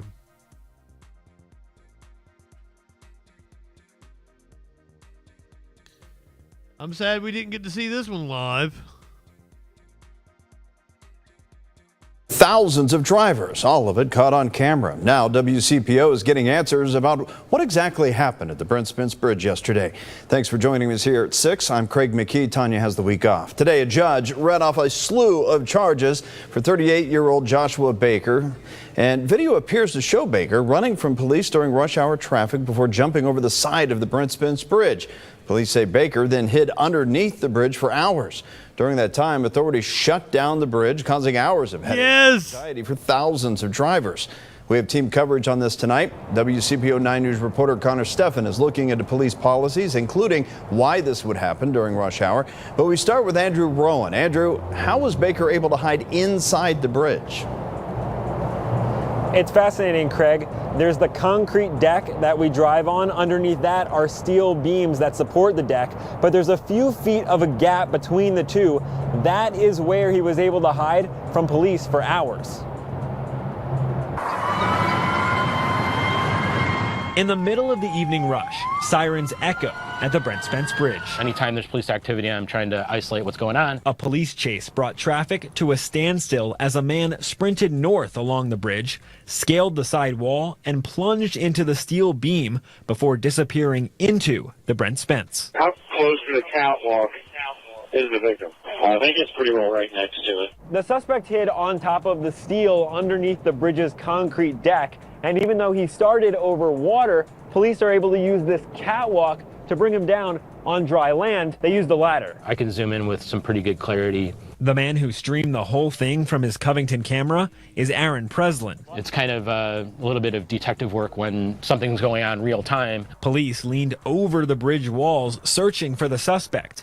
They eventually called in boats and drones with thermal imaging. It was like a team effort between me and my wife figuring out what was going on. What was going on was the question asked by hundreds stuck in standstill traffic for hours. It's about to be the 4th hour. It's been, I left work at 4:30 and it's 7:50 almost. I found where a ladder where a bunch of officers were congregated, and that's, you know, the end point of where they ended up bringing him down. 31 male in custody. With 2 feet on the ground and 2 hands in handcuffs, Joshua Baker faced a Kenton County judge Tuesday. Set your bond at $100,000 cash. Baker is facing 8 charges, including evading police, wanton endangerment, and carjacking.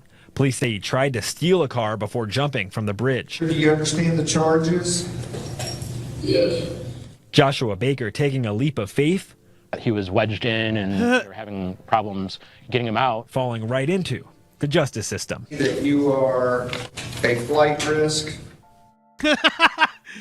No, he's not. Come on. Seriously injured during this police chase. Baker did have a female passenger in the car during the chase. She was taken to the hospital, but for minor injuries. And as far as we know, Craig, the first responders who helped bring this chase to an end, they are all okay. All right, very much, Andrew. Thank you very much. And very much, Andrew. He didn't end up in the Ohio River when he jumped over the edge of that bridge there. We're continuing our team coverage right now, looking into Joshua Baker's long criminal history here in northern Kentucky. Reporter Connor Steffen joining us now. Connor, what did you find out today?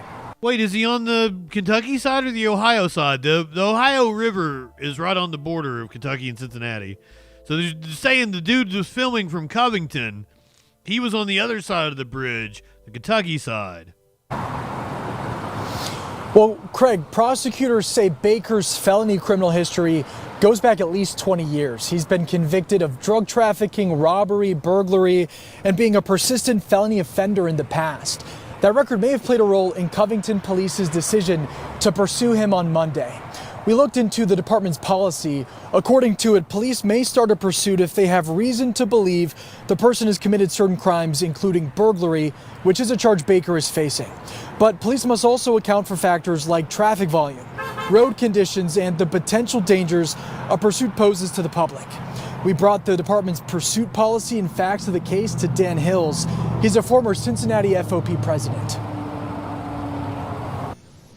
What is your assessment of the pursuit after looking at the policy and the facts of the case that we know right now? I would say because of the fact that this bad guy was wanted on a burglary, had other, criminal past. Just a burglary. I would say my assessment is that they did the right thing and going after him. Now, remember, the pursuit shut down the Brent Spence Bridge for hours yesterday, leaving some drivers frustrated and 2 others with damaged cars after Baker crashed into them. Hill says given the seriousness of the offense and good road conditions at the time, he believes police made the right call. We have requested all documents related to this incident from Covington Police. That includes body and dash cam video. They responded to us late this afternoon, denying all of our requests, citing the ongoing investigation.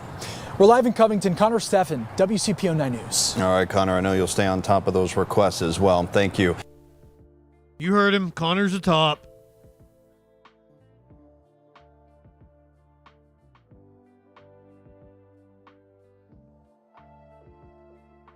We don't get a lot of police chases out of England. But when we do...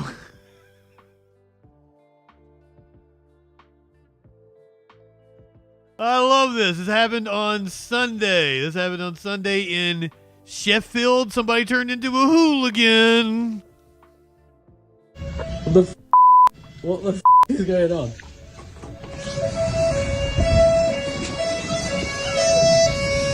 Cops chasing somebody in a wheelchair. Oh my God, they're going to do a pin on them.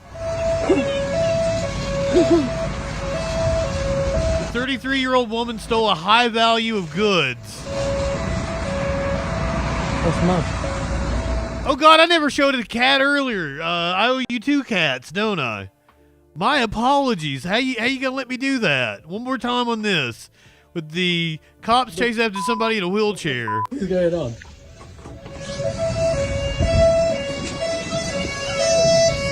South Yorkshire police said they received a call reporting shoplifting. It's understood the 33-year-old woman stole a high value of goods and left the scene. Traveling on a mobility scooter. That's mad. What the is going on?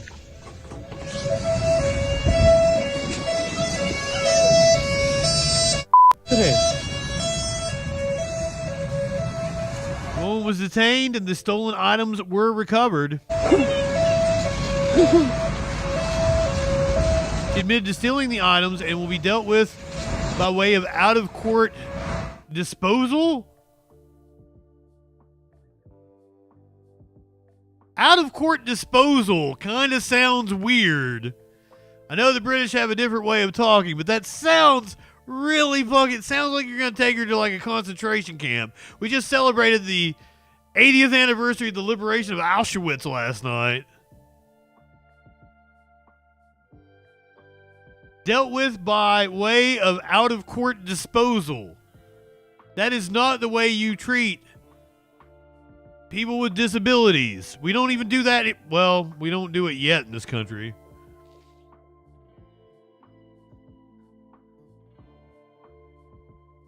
I'm just going to grab the first two cats I see.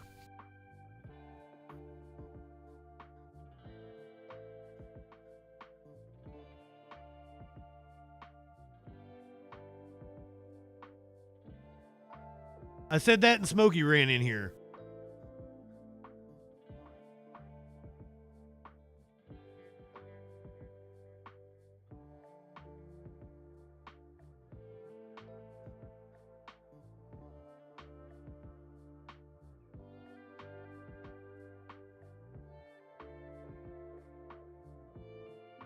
He's so fun to cuddle with. Except when he does do this thing where he sticks his fucking foot, his back paw up in my face. He does it a lot, and I don't like that. Like he'll lay all the way like long. He's very long. He's a very long cat. And he'll just stick his foot like up in my face. Guess that's how people with infants feel.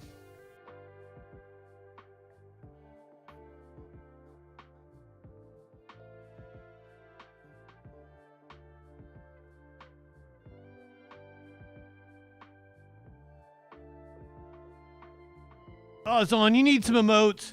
Can somebody hook Zon up with a gift sub? Zon is a loyal viewer.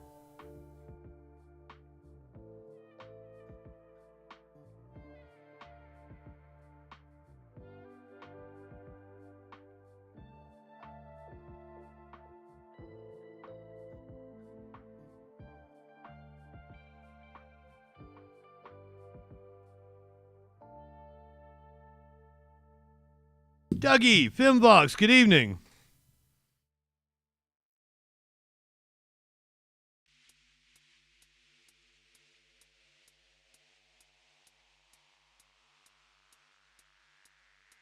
We're going to do just a little bit of international news before we get out of here because I feel like I'm derelict in my duty not covering what is going on in the Congo. Crazy shit been going on. I know nothing about it, and when I know nothing about something, I only have one source that we can trust, and it's Amy Goodman, so let's go to her. DJ Dub, can you hook Zon up? I would greatly appreciate it.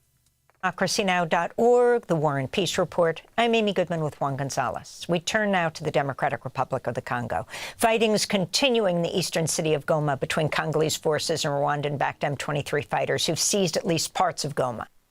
Have I ever even tried to say your full screen name? Zaneta Dinustra?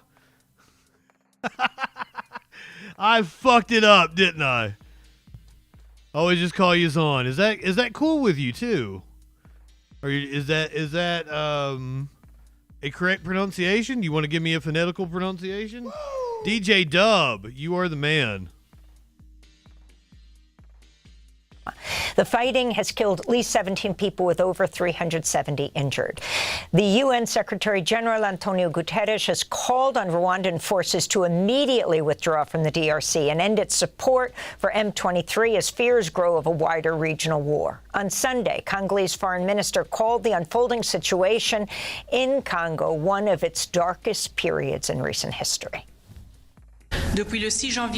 Since January 6, 2025, these illegal forces have intensified their attacks, taking over strategic localities such as Katale, Masisi, displacing millions of civilians and destroying vital infrastructure and committing massive human rights violations. These acts are not only attacks against the people of the Congo, but also against the fundamental principles that govern peaceful coexistence between the nations. Earlier, UN officials in Geneva said the humanitarian conditions in Goma are... Yes, I fuck easy names and words up, so my apologies. Zlak is a spokesperson for the Office for the Coordination of Humanitarian Affairs.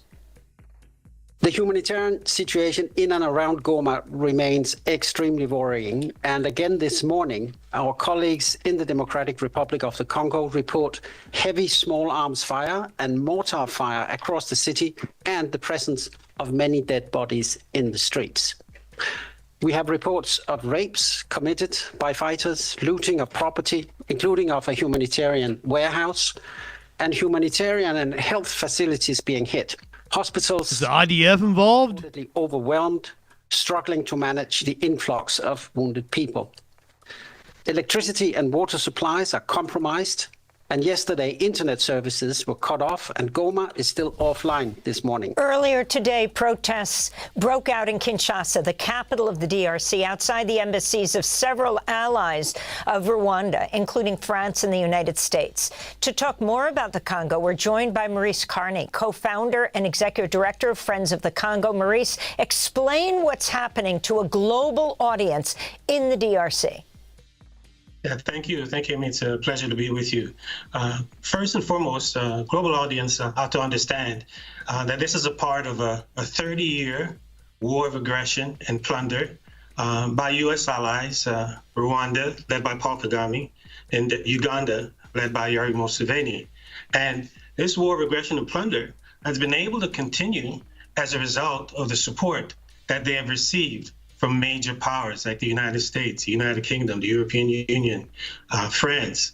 That's in part why you see in Kinshasa today, young people are rising up and protesting at those embassies, at the U.S. Embassy, the Ugandan Embassy, at the French Embassy. And so this has been ongoing for some time. And it's been ongoing as a result of really three factors, Amy. One is rampant impunity. The Rwandan leader, Paul Kagame, and Yoweri Museveni been able to work in Eastern Congo, intervene with impunity. Second, there's been a lack of accountability. And third, there's been a lack of justice.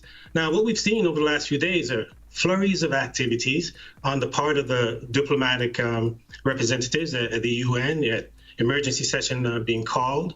You have France and the UK, United States, all making statements. And if you follow their statements, they all say Rwanda must leave. Rwandan soldiers are in the Congo. Rwanda has been an aggressor force against the Congolese people. And they've been saying this for years. That's on one side of the ledger. In the words that they've articulated as diplomats. But there hasn't been any action. Well, see, Tadpole, like, there was a genocide in Rwanda at one point in time, but now this is Rwanda interfering with the DRC, which is the Democratic Republic of the Congo. I don't know what the fuck is going on. I know nothing about this. I watched Hotel Rwanda, but I don't even remember what it was about. There hasn't been any sanctions. There hasn't been any military aid being withheld from the Rwandan government. In fact, Rwanda has been rewarded in the midst of this past 3 years aggression, where they've surrounded the city of Goma.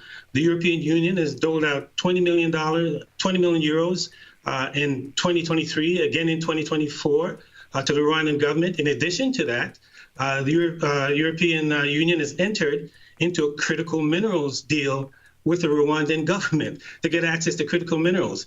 And as the Rwandan forces, the UN said there are about 4,000 forces in the Congo, and the M23 capture territory, they captured the largest coltan mine in the Congo, in Rubayo. Rwanda is listed as the #1 producer of coltan in the world. So here it is that it's clearly evident that minerals are being smuggled out of Congo through Rwanda into the international market, and Rwanda is being rewarded for its aggression against the Congolese people, which Crystal Cat, good evening. In the introduction, the humanitarian outfall is catastrophic for the people. I was in the displacement camps a few months ago, and people are living in bestial conditions. I'm a single cat man. What we see unfolding in the Congo is really a scar on the conscience of humanity, and it's unnecessary, right? Maurice, it's absolutely unnecessary. So the international community can do. We lost him for a second. Maurice Carney, I wanted to ask you, first of all, the significance of the apparent seizure of at least parts or all of Goma. Hey, has Juan been missing lately? I feel like we haven't seen him the last couple months. Or is it, have I just not watched anything where Juan's popped up? A city of more than 3 million people, bigger than the city of Chicago, suddenly falling under the military forces of Rwanda? It's important, Juan, to remind your viewing audience that this is not the first time this has happened. In 2012, Rwanda, back in the M23 and having its forces in the Congo, they seized Goma.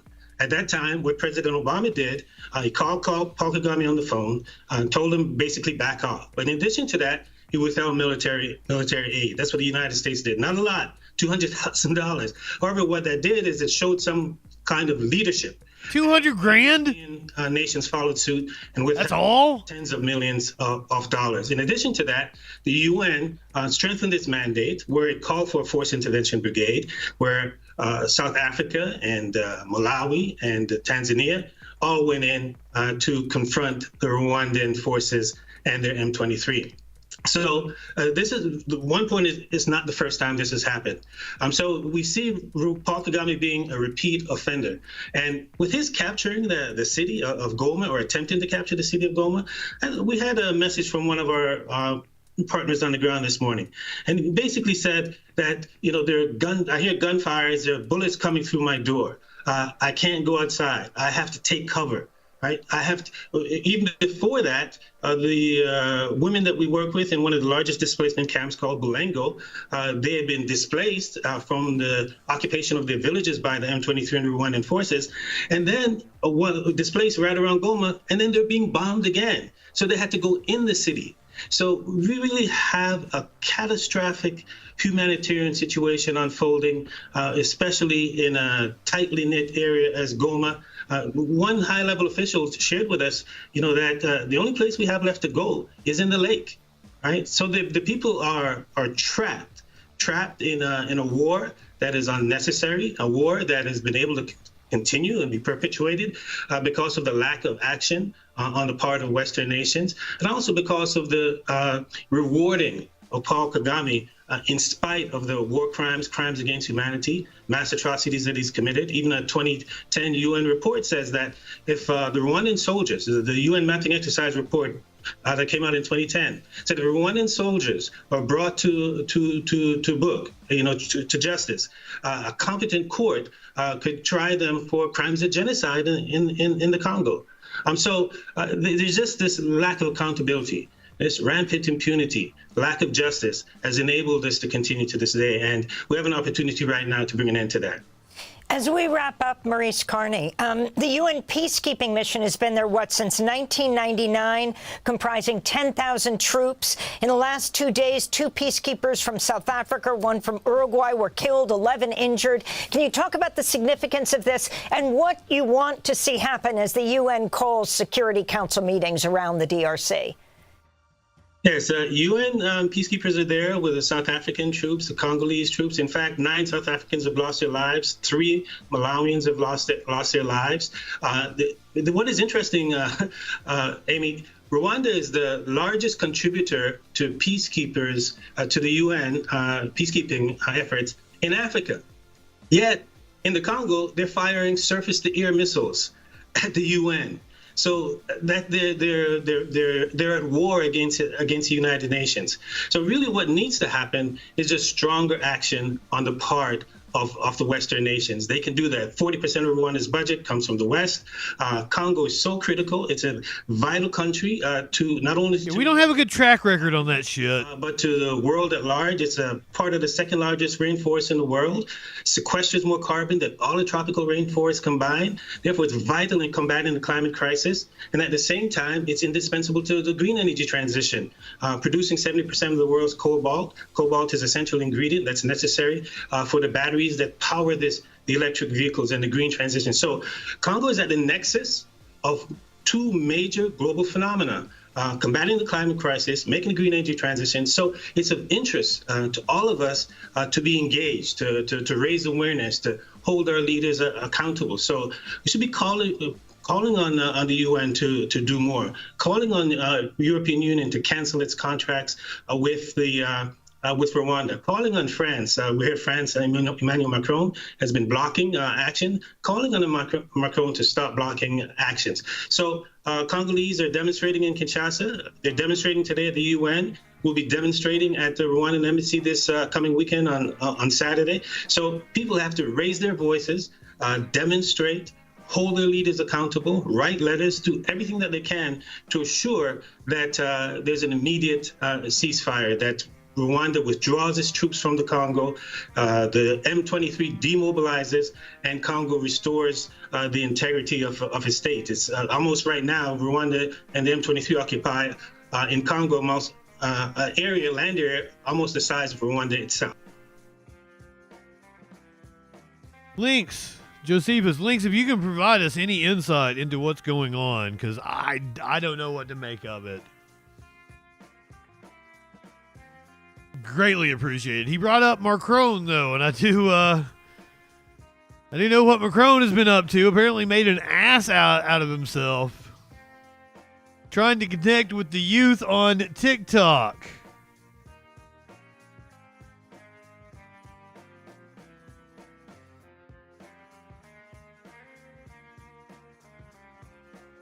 So here he is. Bonjour, je viens de vous voir.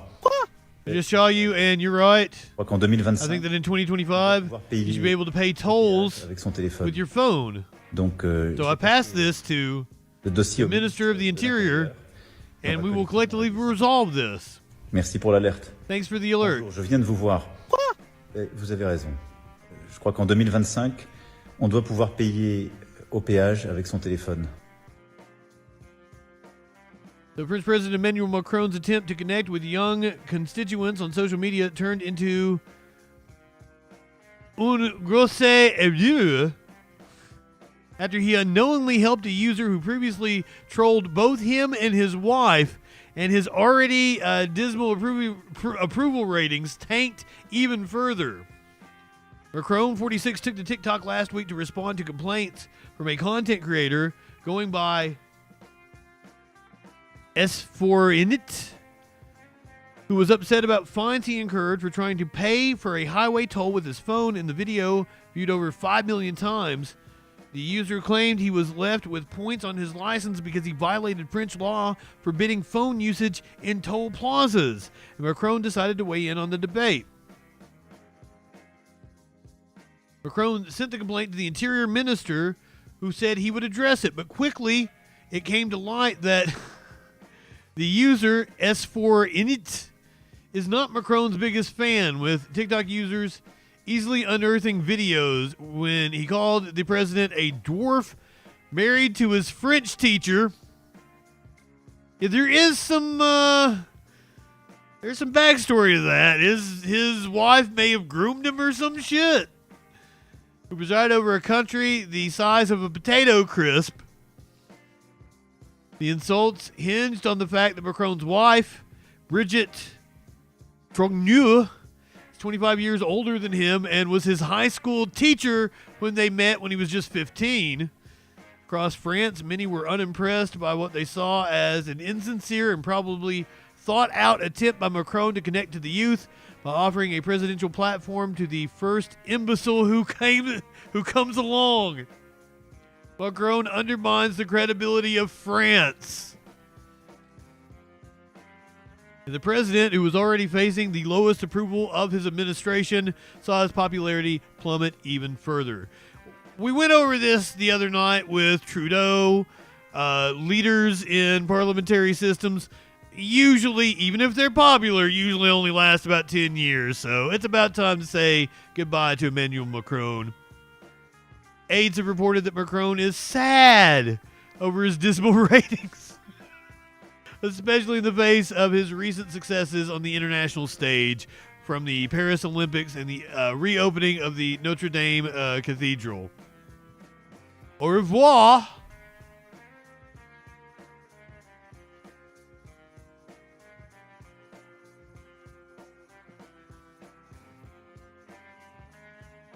Apparently, France got hit with some pretty bad flooding.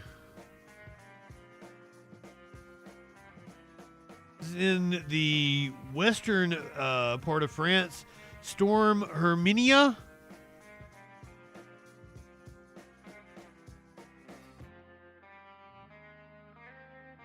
This is drone footage. Shit.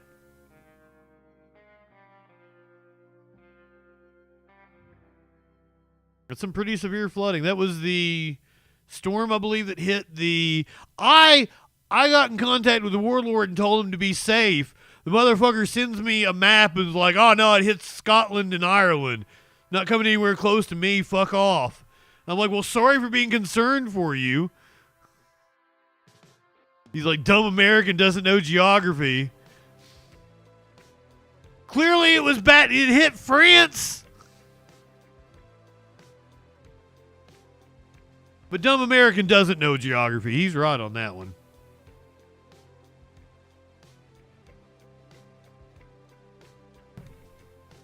You guys like cats? I've got a cat for you that is a magician. Are you ready for this one? You ready for a magician cat? Can you explain what happens in this video?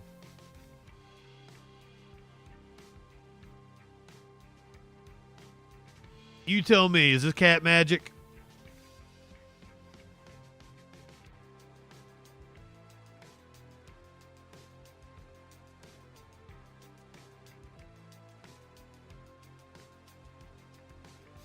Has he got some kind of powers?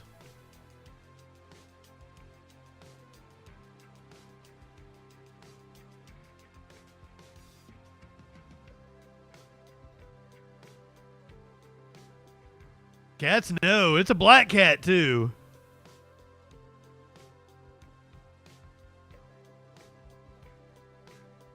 Apparently, black cats a lot harder to get adopted at shelters. Not because they are considered bad luck or it's a superstitious thing. Apparently, it's because they don't photograph well.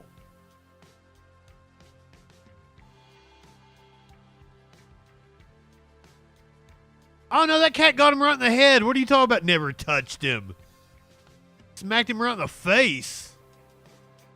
Boom. Black cats harder to get adopted because they don't photograph well for the Instagram and the TikTok. That's sad.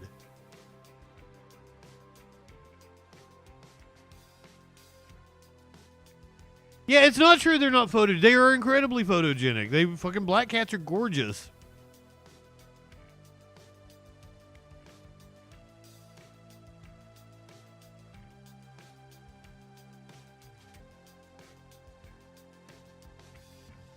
Ganked you on R2. Really?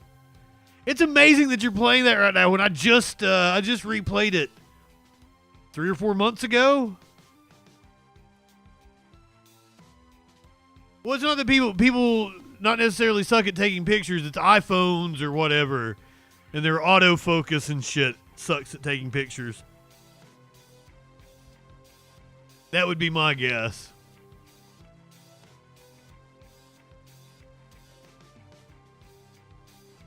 It is all about the lighting. You gotta make the cat pop.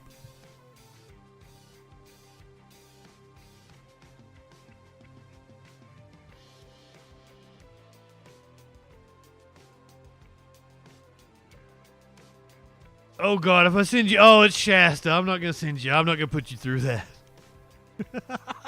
I'm sorry. I went and looked. I was getting ready to just hit Echoplex and leave you, but I don't know if I can do you like that.